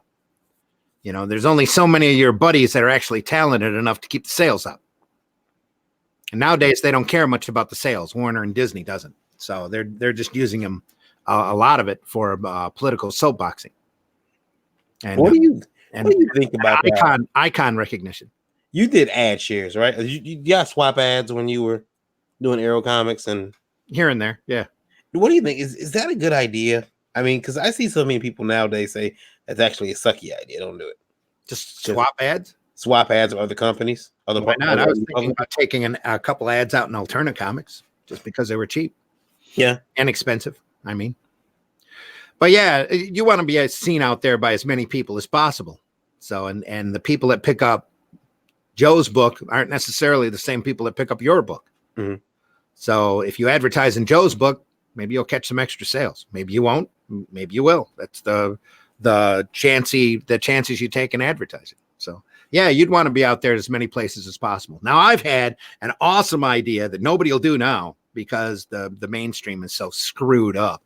Mm-hmm. But the coolest thing I thought would happen, and there was rumor that it almost did, is you get Marvel together and you get DC together and you tell them to sit down and rate all of their characters, rate them on tiers. And then you trade a couple like trading cards and you make a big deal about it. You come up with an agreement between Marvel and DC. At the time, I thought it was like Firestorm and Thor. Mm-hmm. And you come up with this idea between the two of them. Look, we're going to have a cosmic event happen and these two characters are going to switch Earths. Right. And here are the rules. You have to give that character a monthly title. You have to put as good a talent on that character as you can possibly find. That character has to join your biggest team, which means they're an Avenger or a Justice Leaguer. Mm-hmm. And you have to run them for at least a year. And after a year, if you decide that you don't want it, we'll swap back. But in the meantime, we keep them. Yeah. We keep them and we run them. And we own them. Yeah. swap them like a trading card. Hell, the comics are already slabbed like baseball cards anyway. Yeah, you know, that'd be kind of trade a couple of characters. You know what kind of publicity that would make for the mainstream companies? It'd be outrageous. that would be kind of cool. Just crazy outrageous. Well, nowadays you don't want to do it because there's so many media tie-ins, and that would be a cluster in Hollywood. But I think it would be cool for them to create a good iconic character, especially in this world of diversity and inclusion, and decide that we're going to make a character and give it to you to run for a year. And then at the end of the year, we're going to have a cosmic event happen, and these characters are going to switch Earths. And then, you take your character back, we'll take our character back, and we'll run with them. The publicity on that would be phenomenal, just crazy, because the media wouldn't know what to do with it. No. Marvel introduces a new character, Darkhawk. Here we go. Darkhawk #1. And then at number 12, zap, there's a cosmic incident that happens, and boom, he trades places with Damage. And Damage is now in the Marvel universe. Darkhawk is now in the DC universe. And they're sitting there going, aliens, strangers in strange lands. What the hell? What's going on? What the physics work differently here? There's a multiverse that I wasn't used to, or here's a Justice League team. Who the heck are you? That kind of thing. That would be incredible. Just, but anyway, they won't do it. No, it would. That would be cool. Yeah, they won't do it though. They won't do it now. No, way back when they could have done that. There was an era of cooperation, and you saw a lot of intercompany crossovers. Superman meets Spider-Man, that kind of stuff. Hulk meets Thor, or not Hulk meets Thor. Hulk meets Batman. Justice League, Avengers crossover, that kind of thing. But I think it would be cool to do, especially like that, because the media wouldn't know how to handle it. Suddenly there's a cosmic event, and characters are in different companies. Right. It'd be pretty crazy. Huh. I wonder if but yeah, when we were talking about ad sharing, that there ought to be ad sharing, because you're pushing an art form and you're trying to make a living. Not necessarily in that order. And you should be doing everything that you can in order to get your title out there, even if it's helping, especially if it's helping somebody else. Here's a couple $100, run an ad in your books. That would be a great thing. What? Yeah. I mean, there are the thing that I would like to do it myself, try to run some ads in other people's magazines, but or comics, but sometimes people do have they don't want, because Marvel doesn't do it. Marvel doesn't run DC ads and vice versa. So why should we in the indie markets? It's time to let that go. Marvel and DC are looking at 6,000 sales too. Yeah. You want to do that? You want to do that as well as you want to try to, get 10. You want to try to get 20. Yeah.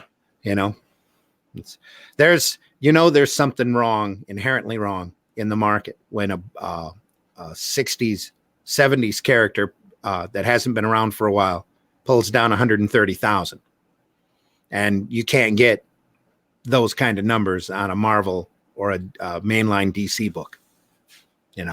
Vampirella pulls down 130,000. Everybody wants to read it. There's something going on, in the market that's not right. These companies, the mainstream companies, are screwing up, and they need to straighten their act out. The problem is they've got the people who are convinced, or the people who have the power to make the changes, convinced that the direction they're going is the right way, and that's a shame, because if they're not willing to experiment, take chances, why if they're there just to generate money, then they better goddamn make money. It's like they don't care. They all they want to do is push their agenda or their next icon that they want to turn into a movie, and that's a shame, because this is an entertainment media, and they need to be out there entertaining, which they're not doing right now. So obviously not doing right now, at least not to the potential that they ought to be doing. Yeah, now it's an agenda field or fueled industry, an agenda or IP generator. That's it. Yeah. That's all they're out to do. Oh, I would think we could make a movie off of this. Well, let's shut down Vertigo. There we go. What of your last 10 films that haven't been superheroes? Oh, they've all been Vertigo titles. Preacher and Losers and Red and all of this. Oh, let's shut down Vertigo. It's just too confusing. I was just watching a documentary. You're talking about Vertigo and how great it was and how great it is. They had Karen Berger on it. And it was the documentary is from 2012, 13. Back when Vertigo had some respectability. Yeah. Gotcha. Yeah. You know what book I have to? I have a set of books. I have Draw Something and Right Now. They're comic industry books, I guess. Right on. Right on. Yeah, right on. And draw this. Yeah. Right on and draw this. Tomorrow's, I think, kick those out. Yeah. And I got the DVD with one of them. Okay. We did. Danny Fingeroff did one. Mm-hmm. And I've walked past Danny Fingeroff at cons, and I geek out a little bit. I'm like, that's Danny Fingeroff, and I'm always too nervous to go up to him and ask him to sign something.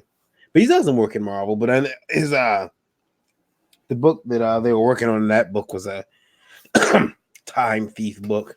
Uh-huh. They documented on the DVD. Maybe I can convince them to let me stream it on IndieVolt TV.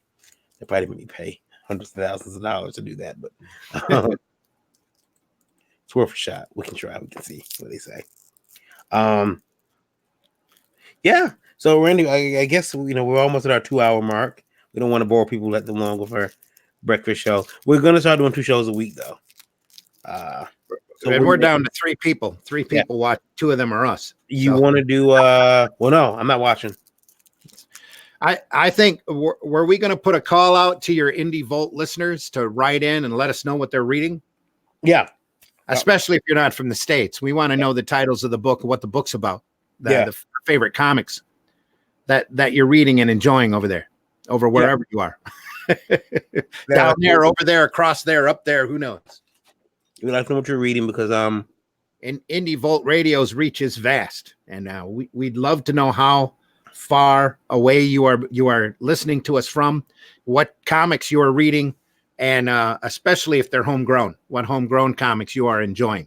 And you can write that in. You can write that into our comments. We'll find them there. But if you're on Indie Volt Radio, you can email us at indievotelive@indievolt.com and just let us know, what you're reading. And then too, some links to that stuff if it's for sale somewhere. Absolutely. I take a look at it and we'll feature it on the show and say so-and-so from wherever is enjoying this book. I think that'd be fascinating to show off some international comics. Trico's still there. Hey, he's number 3. And James entered. He says, I'm in this thing. How's it going, guys? How's it going, James? We've been on for almost 2 hours now.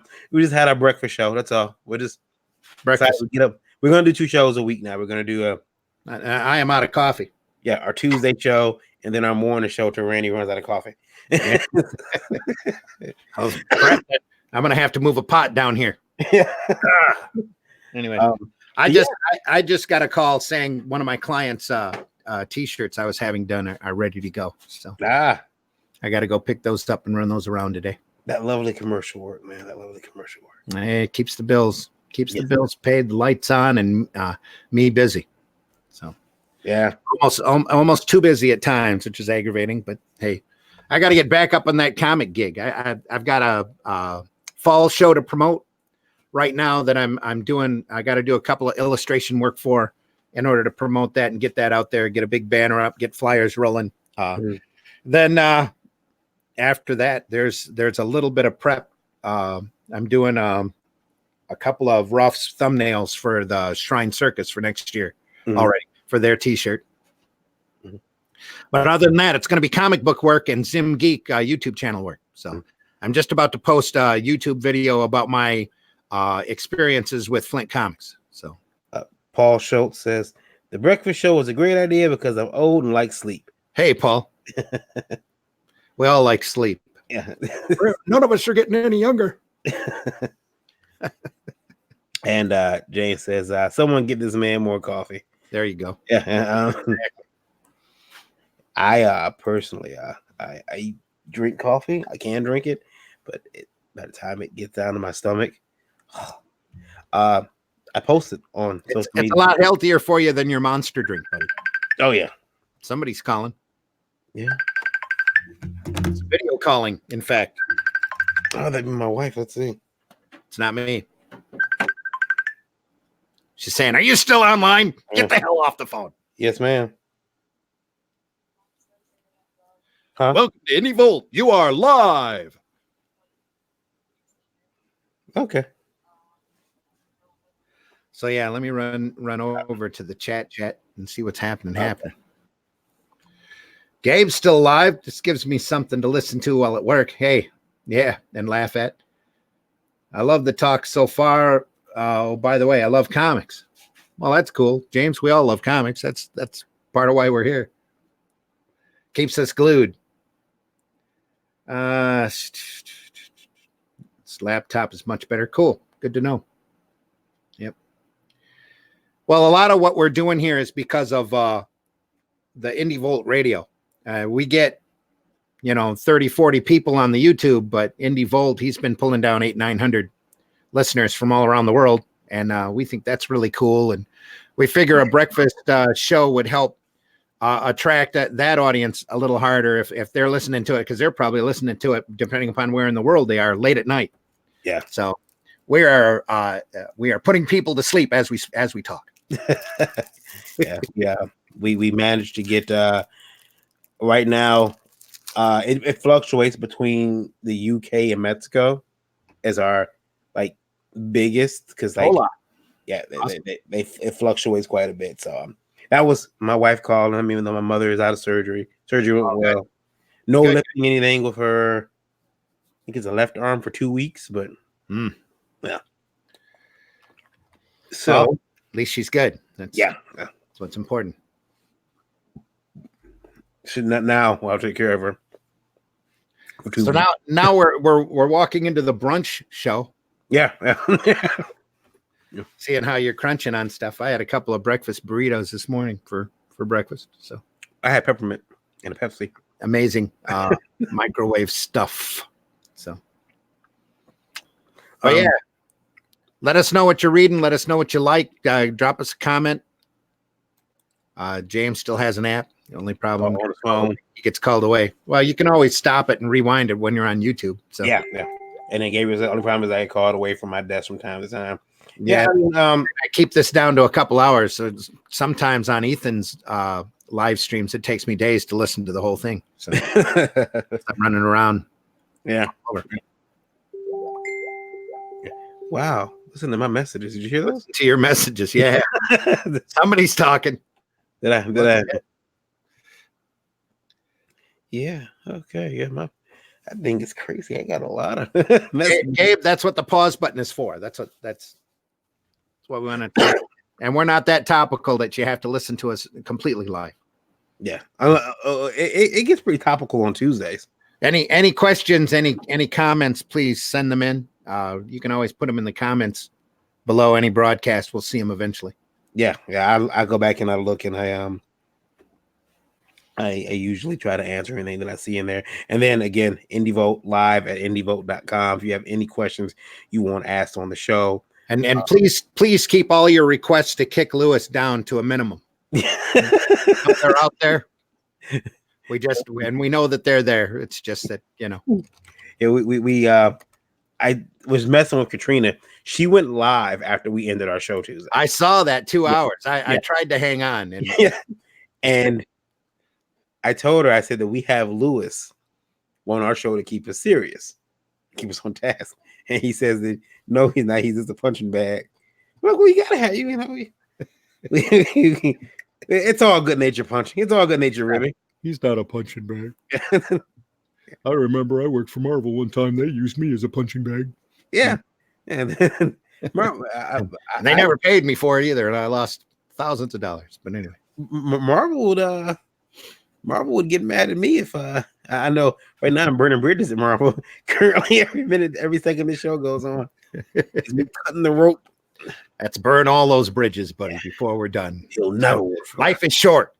Burn your bridges. that Wolverine comic you want to draw. Not Never happening. return. Yeah, it was never Wolverine for me. It was always Kill Raven or Red Wolf.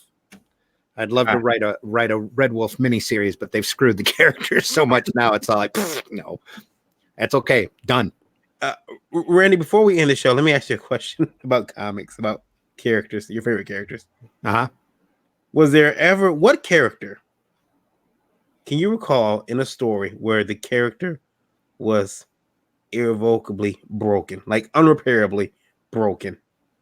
Like they broke the character, game over at the game ender, wrap the character up. I don't think there's really been one because it's just stories and icons. But I don't know. Throwing a book across the room has happened a number of times, but nothing that really pops up. It's more the inadequacy of the writer. I mean, what's the last book you threw across the room? Most recent, probably that first Captain Marvel collection, a couple times. But that's Mechanic. Yeah. Modern writing. Kingdom. Not Kingdom Come. There was a sequel to that was horrible, even worse than Kingdom Come. I got a book on the last days of the Justice Society that was pretty Staten, I think, drew it, but it was horrible. I think Michael W. Barr. I locked horns with him a couple times in the past. I love his. And I was looking through Camelot again. I got the Camelot collection back right there from Ollie's for $6. So hey, Brian Boland, an entire 12 issues of Brian Boland for $6 in color. How can you lose out? Well, I need to sit down and reread that because I'm like, I don't remember this stuff happening. So we'll see how that goes. For me, it was recent. It was the Patsy Walker Hellcat book. See, I haven't read it. Yeah, so got about 2 issues in. I'm like, I opened Red Wolf at the books comic shop, but it wasn't my copy, so I didn't throw it across the room. Nor did I buy it either, so it's still probably sitting there in their long boxes. Pull it up, look at it, read it, toss it. Just look at it enough and go, yeah. Let's see that happen in a comic shop. This book sucks. Well, you're paying for it anyway. No. I got some books to read through. I still got to read through The Rage by Titan Comics. And I got a milk crate right there. Yeah. That's all stuff in a pile that I've bought that I want to look through and read. I tried to get through there's an anime version of Ringworld by Larry Niven out that I've been trying to read. It's gotten a little difficult. But it's 2 volumes and they're nice and thick, so I'm going to trudge through it one way or another. Yeah. I'm going to get through these books at some point. Maybe I'll do it at Kentucky. We'll all do book reports. Yeah, Tokyo. I'll do it. And everybody check out my Twitter at @kid_V this weekend. And I'm going to try to put some stuff on IndieVote too while I'm at Tokyo. It's an anime con. And I feel a certain type of way about anime cons. Because it's with one hand, underhand. That's how I feel about it. Let's see, hold on.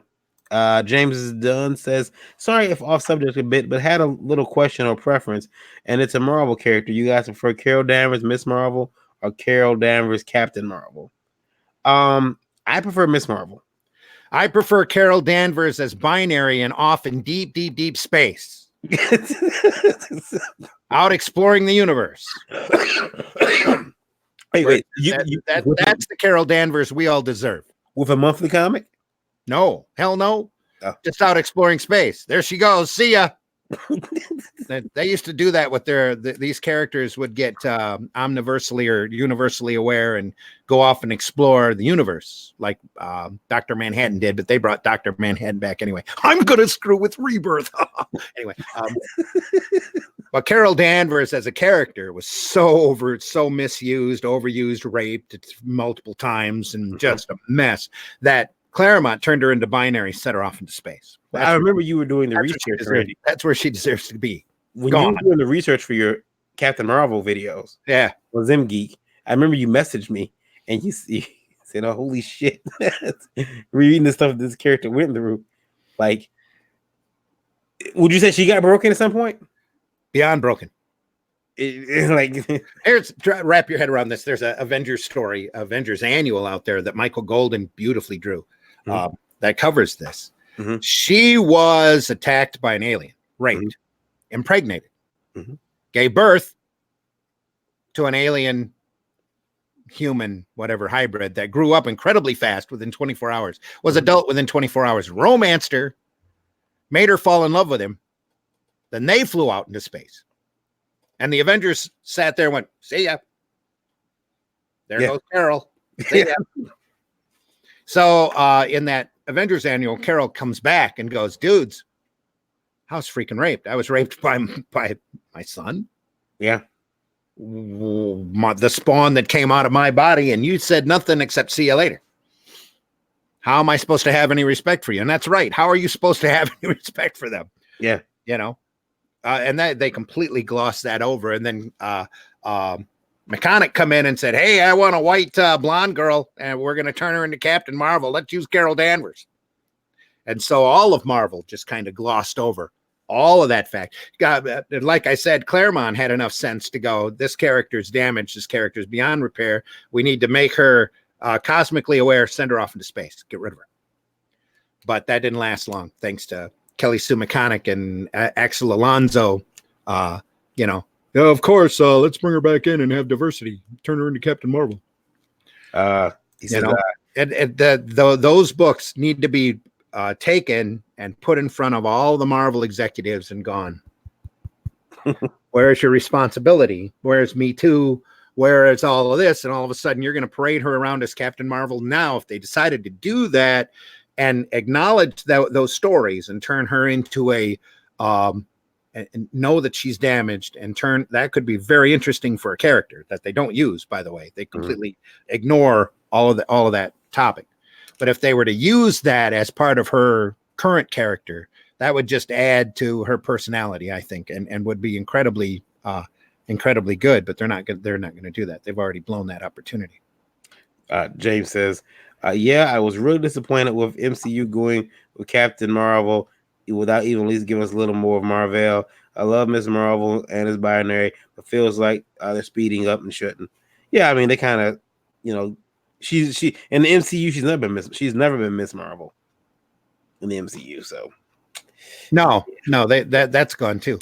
But the whole thing is that that's flaws of the writing, the writers and the editors, especially the editor in chief, to gloss over that and go, well, we're just going to restart the trademark, instead of taking somebody like Monica Rambeau, who is super powerful, and so much so that they've had to cap her a couple of times down in power, and turn her into Captain Marvel, which would have been the logical thing to do, and just have her go, well, all of those other Captain Marvels I surrendered my name to are gone. I'm taking the name back. I'm going to be Captain Marvel. Boom, I've changed my costume, and I'm going to lead the Avengers like I used to. And that character could have been incredible and powerful. But for some reason, Marvel doesn't seem to have a lot of affection for black females. So, or the ability to promote or write them remotely properly. So, are there any black females writing for Marvel? Because with Marvel, you have to be. I think isn't the girl writing Ironheart black female? She may be. Maybe I don't know. I'm not sure, and I could be wrong. But no, I mean the thing in Marvel, I'm talking that in the spirit of diversity and inclusion. They've got some really good black female characters like Misty Knight and Storm and all of that, but they never use them. They can't keep a title going. Shuri is another example. They kicked that at 9, I think, issue 9. The sales on them were so terrible that they had to stop. But any of these characters could be made to be top sellers with the right talent, especially now in the Marvel age of 6,000 or a hit book for them is 20,000 sales that they can triple ship the number one out to the retailer with. James says, I like the message the MCU went for with leading female movie. I do, but as a fan, I prefer Miss Marvel, and Monica was also a hero, and she was a kid. They were around the same age. Yeah, they are like the same age in the comics. Yeah. But in the movie, yeah, they made her. Okay. Hopefully, the little girl grows up. By now she should be grown. Yeah. Yeah, by now In the MCU, yeah, she'd be grown. So, she'll be grown now. So next time we see that character, maybe in the Captain Marvel sequel, she should be grown, and maybe she'll be binary by then. Maybe she'll be binary. It really dismays me why they haven't. Well, for example, they didn't utilize the Wakandan characters very well in Infinity War and Endgame. They were just there, and blown through. Shuri had a little bit, but Shuri's a tremendous character with a lot of potential that they aren't capitalizing on. That hopefully they'll do that in Black Panther 2. Yeah. Instead they'll probably bring in Storm. So who knows? There's talk now that Boseman isn't going to survive Black Panther 2. Shuri's going to become Black Panther. So, which again, another travesty, but that's all rumor. You don't know if any of that stuff's going to happen until it happens. Just do reboot the whole thing. It's over. We lost Downey anyway. But after Black Panther broke $1 billion, you'd have thought that they'd have put number 2 on a hardcore fast track with Coogan. Yeah, and told him, you need to get into your hotel room now, and we won't see you for 2 months until you have a script done. Just go. Just go. We'll see you. We'll pay it. Go. Just go. You made us $1 billion when we were expecting, when we definitely weren't expecting it. They probably 600 million, probably. Yeah, I think you're right. I think that was projected for 600, and it pulled down billion too, something like that. That's about twice as much. Yeah, it's like, dude, you make us money. Go right. Yeah, we'll see you when you have the script for number 2 done. Let's look at it then. Yeah, they but no, they seem to have done that with Waititi and Thor 4. Oh, hey, Waititi, yeah, you can't. Akira kind of fell through. Well, guess what? 4 Thor is happening. Go write it. Go see ya. Yeah, and I think that'll be. I think if this appearance, he might outdo Downey in terms of appearances as a character. No. Downey still has a lot more on that. Yeah, he's got all the Civil War stuff and the Spider-Man stuff. Yeah. So yeah, they're now. Grace, I think Randolph did a video about. Guess what? The MCU can actually do a number 4. Yeah. So where's that going for Evans and Downey? So, yeah. I still say they need to do a Evans. They need to do a backtracked Evans movie with him and Peggy getting married and deciding to live under the assumed name of Storm, last name. I think that would be awesome. That would explain why Johnny looks so much like Steve Rogers in the previous movies. Yeah. I think that I don't think we're done seeing them. I don't think we're going to see down. We won't see Downey, especially Downey. We won't see him. There's too much money. Or the next 3 years, but I think in the next 5 years. Well, he hasn't had to work since Iron Man 3, so everything he's been doing since then has all been his gift, literally to Feige, and attributed to the relationship with Feige. They keep paying him hard money to keep him there. So you have to look at it this way. The way I look at it, and I don't have the way I do have it. I don't have to understand it, but just cross-eyed with an open wallet. Anyway. The movies that Downey's done since Iron Man, Due Date was in terms of box office. The Judge was a flop, which I liked it, but it was a box office flop. Mm-hmm. The question is, does anybody outside of Sherlock Holmes, does anybody want to see Robert Downey Jr. as anything other than Tony Stark? And if he can't string together a couple hits outside of the MCU, I guarantee you he'll turn right back around and go right back, because he's doing an interview saying that he wants to distance himself from the Iron Man character. Well, yeah, because he's going to get pigeonholed. It's what it is, stereotyped into doing that character type. Yeah. And he's an actor who can actually do a lot of different things. He can.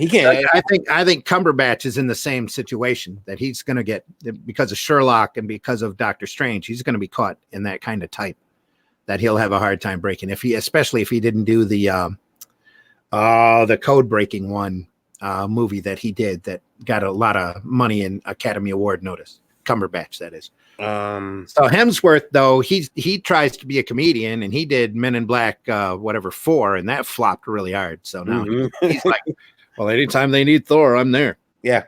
Thor 4, let's go. Guardians 3, let's go. We'll do this. Yeah. And we'll get it all out there. He's gonna have to do something, because I mean, let's see. James said she better be in her 20s, referring to Monica. I believe Nakia has more layers than Allow, and Naomi King is rumored for Storm, Aurora Monroe, Black Panther 2. You know what? I just hope that when they start bringing mutants into the MCU, that they get the best cast. I am not happy. Is it Joe Egerton?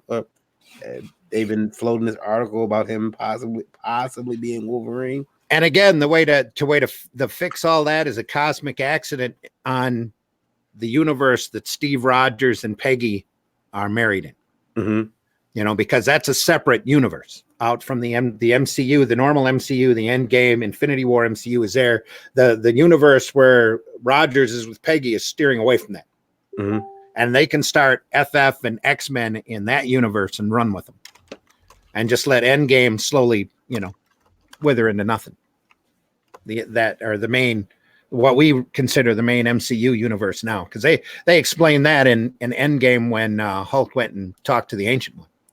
She said those jewels were keeping a main continuous timeline, and now without the Infinity Stones, time is screwed, and the multiverse has started, and everything's kind of branched out from there. She explained that in Endgame to Ruffalo. Yeah. And you haven't seen Far From Home yet, right? No. Okay. No, hopefully tomorrow. I'm not sure. Maybe. I see it and it wasn't bad. All right. So I've heard. Yeah, we need to finish it up. Yeah. I gotta go. All right, sir. I will see you soon. And I should have a video on Zim Geek later today talking about Flint Comics. Let us know when you post it. Yeah, we'll do. But just letting your audience know, Zim Geek YouTube. I can always be reached on Twitter as Randy Zim, Zimm. Facebook page. You can always contact me here if you have a question. Randy's always I go to him with any comic question I have. He's usually very quick to answer. Been around long enough to know this stuff. So, all right, everybody, you have a good rest of your Thursday. We will be back Tuesday at 9:00. Yep, with our Comic-Con coverage.